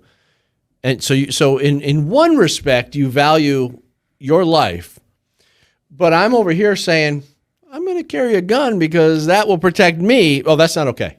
Right. That's not okay. Sorry. Yes, it's about forcing their will on you, or you forcing your will on someone else. And I'm not going to go to Subway. I'm not going to go to Subway because of Megan Rapinoe. And damn it, I'm not going to Victoria's Secrets. Okay. They opened a store for the body positive women, for the larger women. It's called Victoria's Big Secret. You're going to catch hell. See, you're going to catch hell for that. Okay. We know it, but that's all right. That's what we do. That's all right. But so now I see I lost my thought on that, but that is body. What is it called? Body positive. Oh, So body positive are people that are overweight that feel good about themselves. Why can't we just say fat? I don't know. Is fat derogatory? I don't know. I don't know. Fat used to be cool. PHAT was cool. Oh, yeah. But FAT was bad. So ridiculous. I mean, we all got a little bit. I got a little bit going here. I'm not happy about it. I'm not proud of it. This is why I wear black? This is why I wear a button-down shirt over a T-shirt? Come on. Yeah, well, people often ask, because you carry a gun, too. The button shirt hides the extra little body fat in the handgun. And a gun, right? My standard line if anyone notices that I'm carrying inside the waistband, if they ask me if I have something in there, I tell them it's my colostomy bag. Oh, God. I think it's leaking. Yeah, and they won't want to touch it. That's for sure. And they certainly won't want you to pull it out. Conversation's over. But anyway, you get to question every once in a while. You carrying a gun? My response is like, "Aren't you?" Right? It's like, how do you not? My answer is, and I've, once I made the decision to carry a gun everywhere I go that's legal for me to carry, my answer to when somebody asks me if I'm carrying a gun is I say, I don't answer that question. Yeah. Because if I say no, you're going to tell me I don't believe in what I'm preaching. And if I say yes, you're going to want to see it. So my answer is I don't answer that question. I usually say that's like asking a woman how much she weighs or how old she is. That's a very personal question. Right. So how much is in your 401k? Exactly. Yeah. What's in your bank account? How much do you make every year? What do there's all sorts of personal questions we could ask people. Absolutely. And but yeah, so that to me is that crosses the boundary of that's privacy.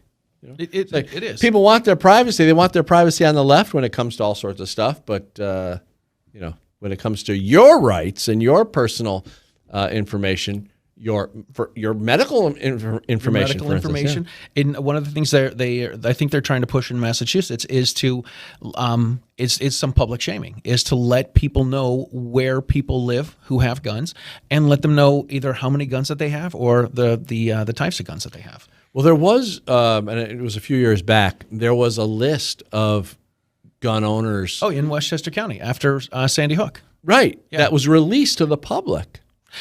Now, I for years I said that what it does, not only is it gun shaming, what they're saying is these are the people that have guns, break into these houses if you want to steal guns. Right. The other thing they're telling people is these are the people that don't have guns. Break into these houses anytime you want. Yeah. But you notice the hypocrisy because they say that they don't want you to have a gun and all this stuff, and they'll dox you and all that stuff, but they won't put a sign in their front yard that says gun-free zone. Right. Why won't they do that? I don't know. Could it be that they're inviting criminals into their house and to they say, know it? Yeah, right. Yes. I did see, I'm sure you've all seen this sign. It's an old one, but it's this old meme that's somebody put a lawn on their house that says, I live in a gun full house, or I'm a gun owner. My neighbor's an anti-gun owner. Please break in their house. That's hysterical. Yeah, and it's true, you know.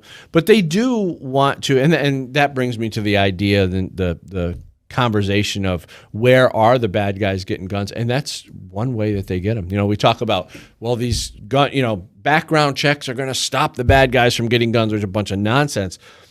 They're stealing guns. You know, how many times have you heard of gun shops actually getting robbed? I mean, they get broken into all the time, and those guns are stolen. And then there's straw purchasers. People's houses get broken into. There's all sorts of ways that the bad guys can get guns. That's just one of them. Yeah. You know. So, but yeah, I would much.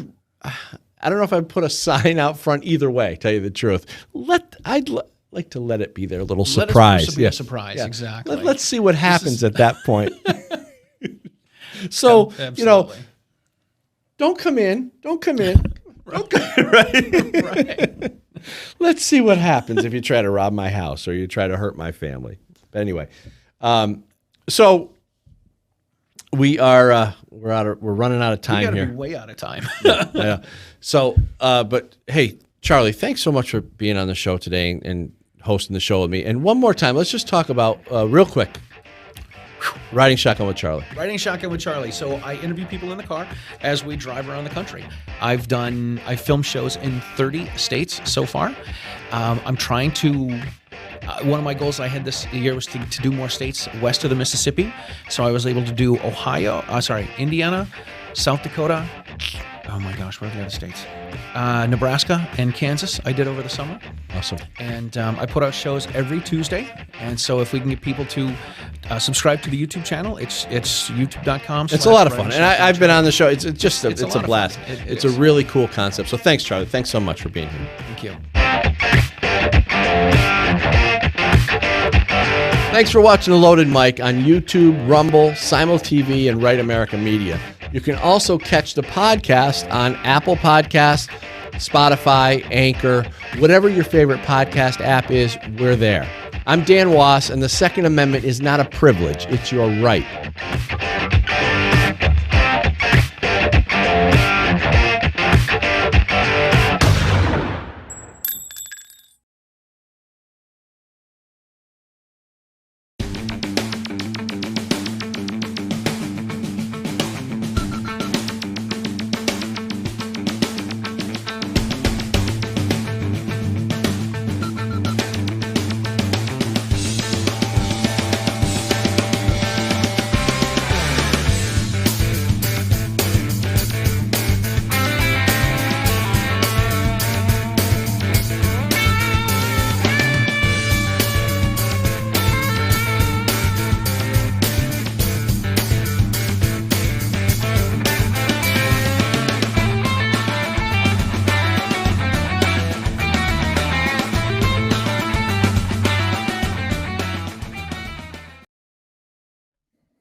Hey everybody, we're back. Tina Griffin here, host of Counterculture Mom. And this is a Father's Day special we're doing today with three amazing dads talking about different fatherhood tips that we need to have in American homes today to raise counterculture warriors in those homes. And this is about honoring true heroes, not Cardi B, not Nicki Minaj, but America's dads. And what better way to hit a home run than to have dear friend, Rebel Dad, join me here. Ryan Dobson, what's up, buddy? Hey, good to be here. Thanks so much for having me. I appreciate it. I have to go back about a couple years, 15, 20 years. You probably won't remember. But the second I found out that this show was launching, first time ever on Father's Day, I knew it had to be you and my husband for the top two guests to have on the show. But the wild thing is, you and I had dinner together one night in Hollywood, Yeah. going back about 17, 18 years. Well, I left that night and God's like, you're going to meet your husband through Ryan Dobson. I'm like, what in the world? So I kind of stored it. It was a weird thought. It came out of nowhere. So you connected me with Kelly Ewing at Ambassador. That's right. Yeah. Kelly I remember this. connected That's me right. with Nate Griffin, and then Nate brought in his brother. So That's right. That's right. You're the reason I'm married today for 14 years with 4 children. And now I'm very thankful for you because you're going to be giving me and a bunch of listeners today some great parenting tips. That's awesome. Yeah, I celebrated 16 years this past Sunday. Yeah. Well, you got a and tattooed on my finger right there. So that's my wedding date. Husbands, there's a good husband tip. Husband tip. Put a tattoo If you on your finger. If you forget dates and you're worried about forgetting your anniversary for the rest of your life, just tattoo it on your hand. It's super easy. Absolutely hilarious. And I do remember you texted me about 2 or 3 weeks later when we were hanging out in Hollywood, and you're like, I met my wife, and it was very quick for you. Didn't you get married in like 3 days? No, let's see. We had our first date. It was a blind date, total blind date. Never seen each other. Talked on the phone a couple times, but that was it. Like nothing major. And we met on a Sunday night, and we were engaged to the day 3 weeks later. Oh, I knew it was fast.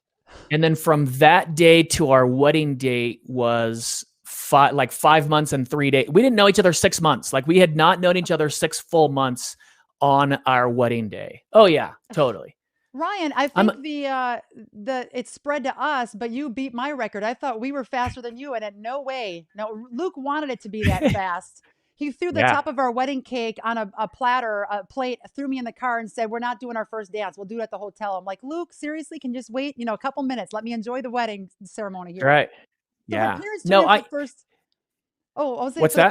the parents tune in for the first time, they probably don't know all of the amazing resources you've got. You are the host of Rebel Parenting Podcast. And Ryan, knowing you, Rebel parenting was the exact term you need to have for your ministry because it's exactly where you're at and what your mission is.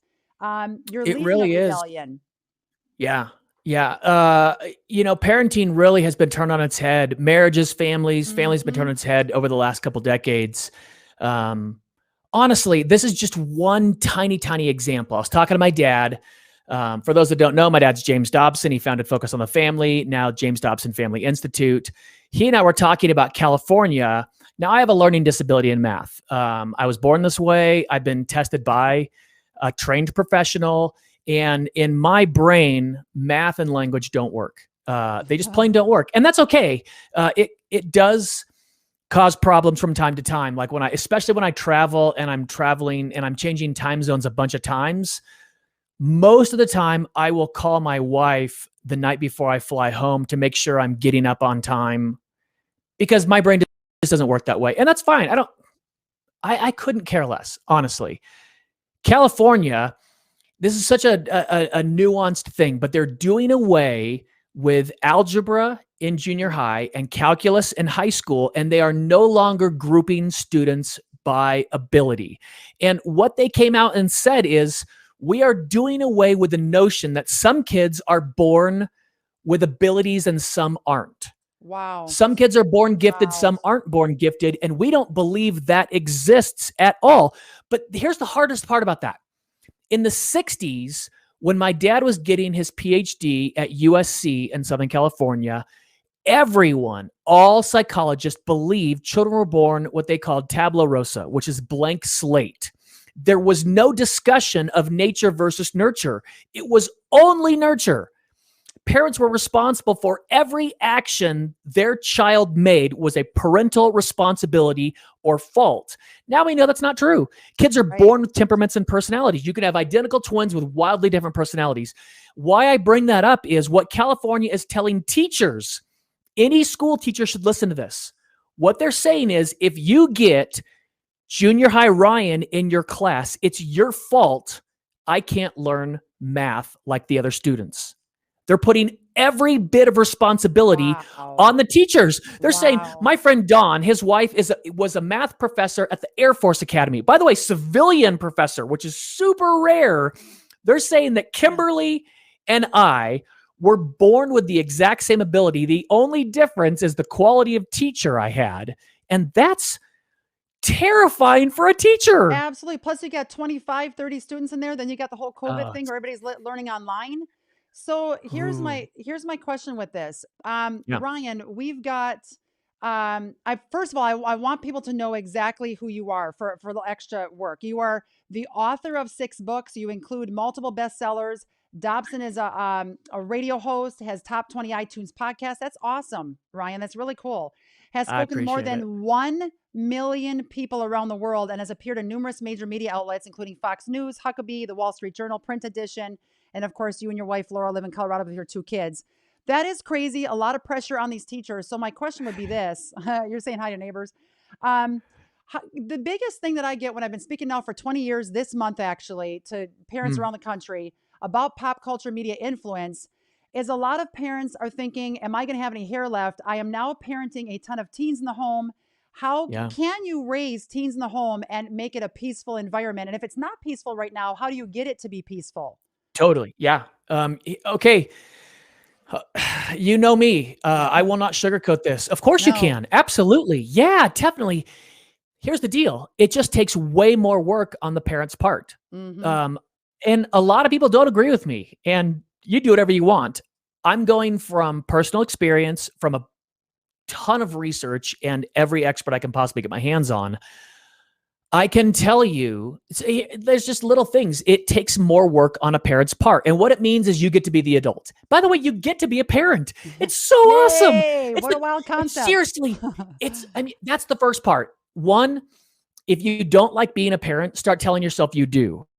There's a thing that I snapped into about, maybe a decade ago, and it's called the 5-Minute Journal, and it's based on gratitude. And what scientists say is people are born with a happiness quotient. It's just your median happiness level, and that doesn't really change throughout lifetime. If something amazing happens, you win the lottery, your happiness quotient will go up for about 2 years and then drop down to its homeostasis again. Same thing with a sad incident. You lose a child or a loved one, it'll go down, go back up around 2 years. What they say is through gratitude practices, you can raise and keep your happiness quotient higher if you are regularly grateful. And so when I became a parent, I don't want a pity party. And my dad has been known for decades as the foremost authority on marriage and parenting. So for me, there was a large pressure to be a great parent out of the box. And I quickly learned I didn't know what I was doing. I just thought maybe by osmosis, all the Dobson info would have, transpired into me, and it did not transfer to me. And my parenting started off fear-based, and I was bad at it. And I was irritating my kids. I was frustrating my wife. And I can tell you, Tina, the direction they were going. My son is naturally very compliant. And my daughter she's a little spicy. And I say that so lightly now at age 9, because when she was little, she was very spicy. And Lincoln was very, very compliant. But I was so afraid of blowing it that I was pushing them away from me. Wow. Lincoln wouldn't have been outright rebellious, but we would not have a close relationship because I was a dictator. I was overbearing. I could never have a situation where you shouldn't be or couldn't be coached up. And I used every opportunity to tell you what a better job you could be doing. And that's not okay. Ryan, it's not. And I have to tell you, I have been the same way. And I don't know if it's perfectionism. I'm the oldest in my family. My dad, they paid us $5 for the A's. And I'm not saying they were like, you better do a great job or else. But I put this high expectation on myself. I got one life to live. I can't screw up. You just nailed something huge right now with the fear you were going to mess up that actually drove your kids away. It makes me somewhat want to cry, but praise the Lord you got back on that track, and that's why you created Rebel Parenting. What do you tell to the parents right now who are raising really young kids? Because you said something profound when you emailed me that you get down physically to their level. Do you go on your knees and talk to them face to face? Explain that, and that's such a killer idea. Yeah. Okay, so I'm going to do it with both my kids because they were very different. Some people have strong-willed children. They were born with the middle finger in the air. They just want to fight.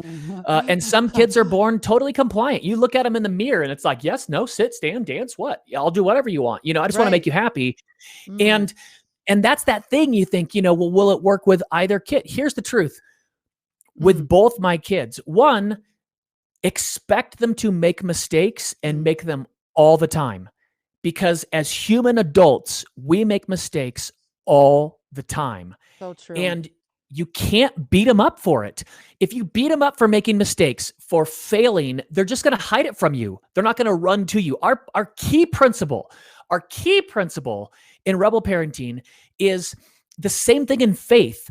So a religiosity says, oh my goodness, I screwed up. God is going to kill me. But my faith in Jesus Christ, the relationship I have with him says, oh my goodness, I screwed up. I got to run until Jesus.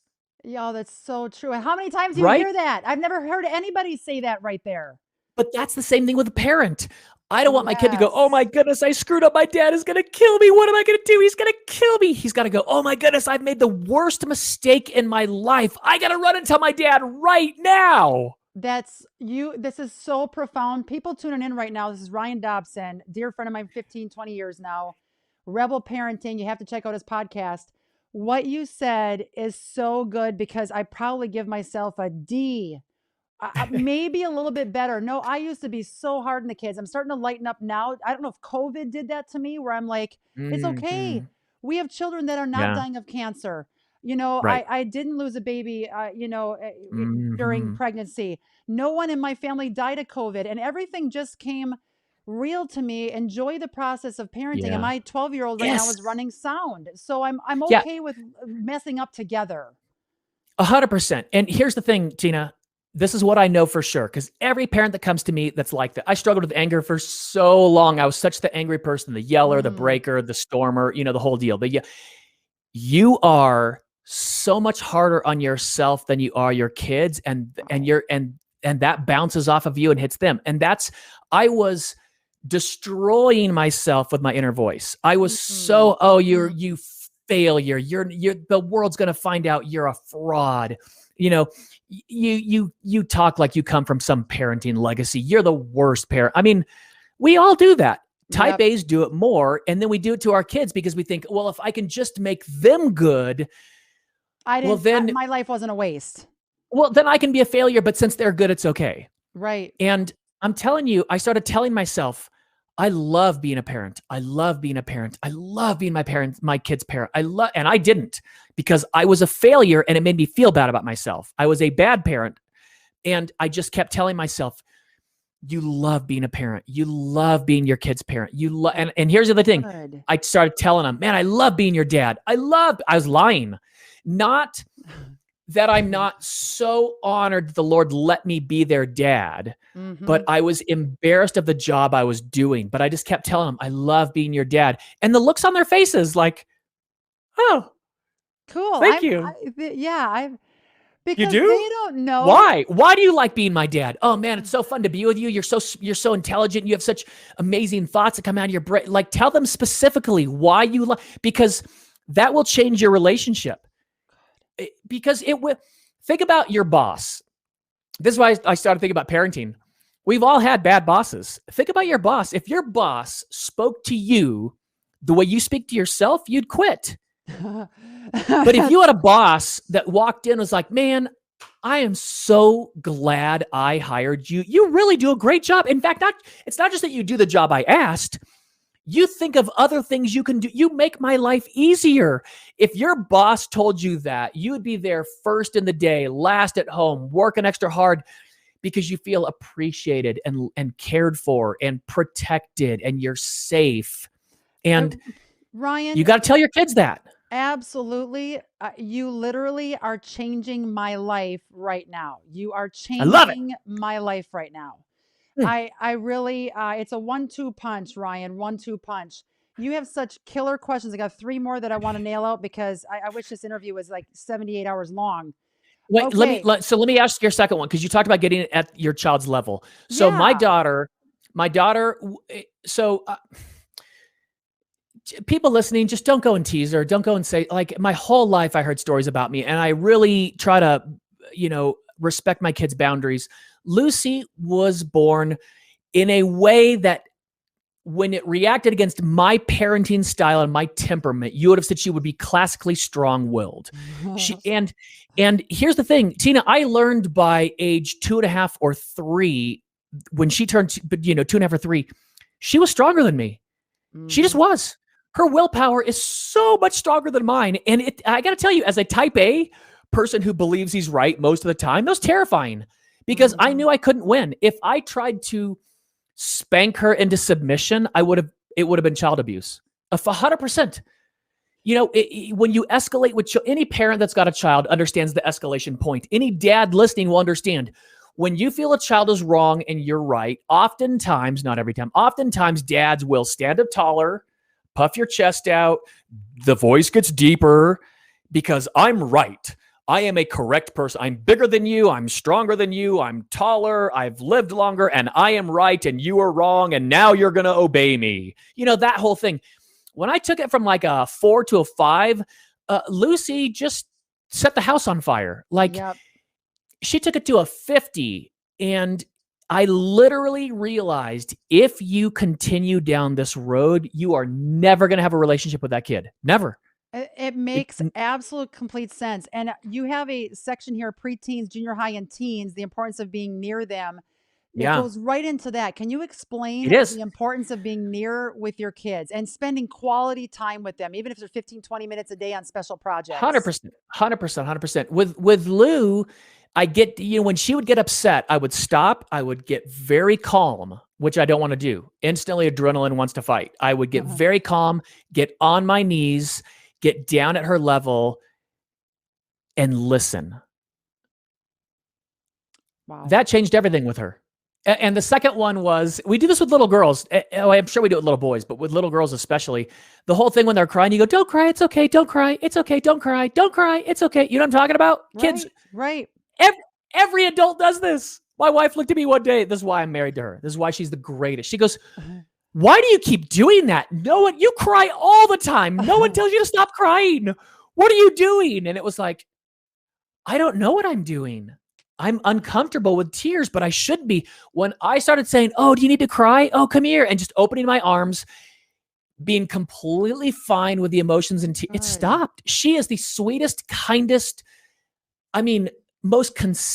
if I told you Lucy was strong-willed, people would slap me. They'd be like, what are you talking about? This angel, this precious angel you think is strong. She's not. But she didn't change. I did. I changed. With teens and junior hires, just be near them. Just read a book in their room. I lay on my son's bed while he plays video games, while he screams at his friends and plays video games, because every now and then he'll turn it off and go, hey, Dad, you know what? And I go, I don't have any idea. Right. What?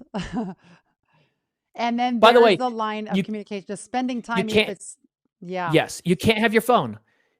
Every study shows, Shanti Feldhan has done an amazing study. She is the perfect guest, by the way. Shanti is a genius. If you have a cell phone on you, your kids are like 70% less likely to talk to you about anything of importance. They know. If it buzzes and you pick it, because you know that. Listen, one of my best friends from college passed away, and I ran into a mutual friend, and we were talking about it, and in the middle of a sentence, he pulled his phone out and looked at it for a couple of seconds, and then put it back in his pocket and looked up at me again. And I can remember being like, oh, I'm done. Right. Wow. No more interest, because what I was saying wasn't important enough for you to finish hearing me. We're talking about the death of a mutual great friend. Yeah. I mean, it was it was like, oh, and that's why and here's the deal. You got to tell yourself over and over and over and over and over again, you get to do this. Right. You get to do this. You get one shot to do it. No. Nope, you don't. You don't if get you have one blown shot it, to do if you've blown it every second of their life, you've been the worst, rottenest, horrible parent. You can turn it around right this second. So And even if your son's like 48, that's so true. Who Coming cares? over for dinner, let's start mending a relationship. You know what you got to do? Here's how you do it. I am so sorry. I was wrong. when you were young Mm. and I acted that way, I cannot imagine the damage I have done to you. I don't even know if I can ask for your forgiveness, but I will be a better person. When I tell you, Tina, Ow. I looked in my kid's face after yelling again for the 50,000th time. And I was like, I am so sorry. Daddy is struggling with anger. I really am going to be better. And I saw the look in their faces like, okay. Here we go again. Right. Here we go. And you know what I said? I went, oh, I've said this too many times, haven't I? And everybody went like this, like, my wife was like, oh crap, what do we do? Right. Is an explosion about to come because we just showed Ryan a mirror. And I went, oh, I'm really sorry. I'm going to go get help. And I did. I went to therapy. I and it's horrible. It works, but it's terrible. Again, I don't sugarcoat it. It's terrible. Being wrong, it stinks so bad. Yeah, But as you you're could be showing your better. Kids, it's okay. Exactly. You nailed it. We got like 2 minutes, and I have to get to your website. But you once again made me think differently about the fact that we don't just got one shot to raise our children. Shame Nope. on me. Okay, that's It's so the true. best. I have to look at what words Yeah. I'm personally using. So 2 thumbs down on Counterculture Mom with getting a couple things wrong here in this interview, but that's why I have you on. No. Everybody so I makes the can mistake. learn. Everybody does. It's Everybody so makes a wild. mistake. You're Don't making beat me yourself up. reevaluate everything. Yeah. Listen, Okay, so- rebelparenting.org, RyanDobson.com. Either way, just look up Ryan Dobson. You'll find me somewhere. So Seriously, here it parents, is. I So promise. here's your podcast, right? You want everybody to go on the podcast and check it out? Yeah, Rebel Parenting podcast. I just want parents to understand, I promise you can do it. The Lord chose you uniquely and specifically for your child. Whether it's adopted, foster, or natural, the Lord looked down when he created this earth and went, you're the exact person that's right for this kid. Oh my goodness, you're the best.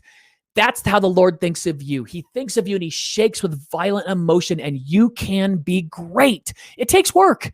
Yeah. It takes work. It takes learning how to apologize and be a better person. But I'm telling you, at 16 years in, having gone through just the most ups and downs, I'm telling you, I love being married and I love being a parent, and you can too. I promise. We can. And you know what? It means a lot to me. You came on and you have such great tips. No wonder you wrote a bunch of books and spoke to a million people. Now, people can give online to you too, correct? Right through Rebel Parenting? Sure. Okay. Yeah, absolutely. Can you give one good piece of advice to our listeners today about the role of marriage in being a parent? I think that's key. 100%. Yeah. Lastly, Tina, honestly, whenever we do parenting conferences, we tell people your marriage is the first thing you should work on in your parenting. If you want your kids to be good with money, learn how to be good with money. You want kids to be good communicators? Learn how to communicate. You want kids to love their wife? Love your wife. You want kids to respect their husband? Respect your husband. It's work. It's the most important thing. Listen, if your spouse won't go to counseling with you, go by yourself, because you will get better and they will too, because you will be acting differently. It's the same thing I did with my kids. I worked on me and they changed because I changed first. This is the power of Jesus Christ. It takes one to tango. Ryan, thank you for being with us today. You guys can get all the show notes surrounding this program. Make sure you get it. Make sure you share it with people. You probably can think of 30 parents you can send this to right now, or tell them to tune into the I podcast. appreciate it. Watch the show on Liftable TV, wherever you're tuning in from with this program. Ryan, stay tuned. Don't go away. But thank you so much for your expert advice today on this Father's Day special to help us be better parents in the home, and especially dads. You guys have a tough job. Thank you for being a leader and being that example that everyone needs to see. Oh, you're very kind. I appreciate it. Thank you so much. No worries. Well, that wraps it up with our Father's Day special with Ryan Dobson. You definitely, without a doubt, want to get our Counterculture Mom app. It's phenomenal. We have about 20 some people pumping out pop culture every single day with excellent advice like Ryan Dobson, his program of BB in here, as well as great parenting books and what to run from with the world of pop culture, so your kids learn how to be a father and not watch the nasty hogwash coming out of Hollywood right now about how the fathers aren't even in the home anymore. So make sure you check out that. And you also want to check out counterculturemom.com and get our summer show special, which is all of our goodies from our store for one low price. Check that out, Counterculture Mom store. Make sure you get out there, make a difference with parenting. If you have a father that needs some help and guidance, lead them to this episode with Ryan Dobson. Once again, Tina Griffin, Counterculture Mom, signing off from the Counterculture Mom Show. Let's go out there and make a difference for our kids and our country.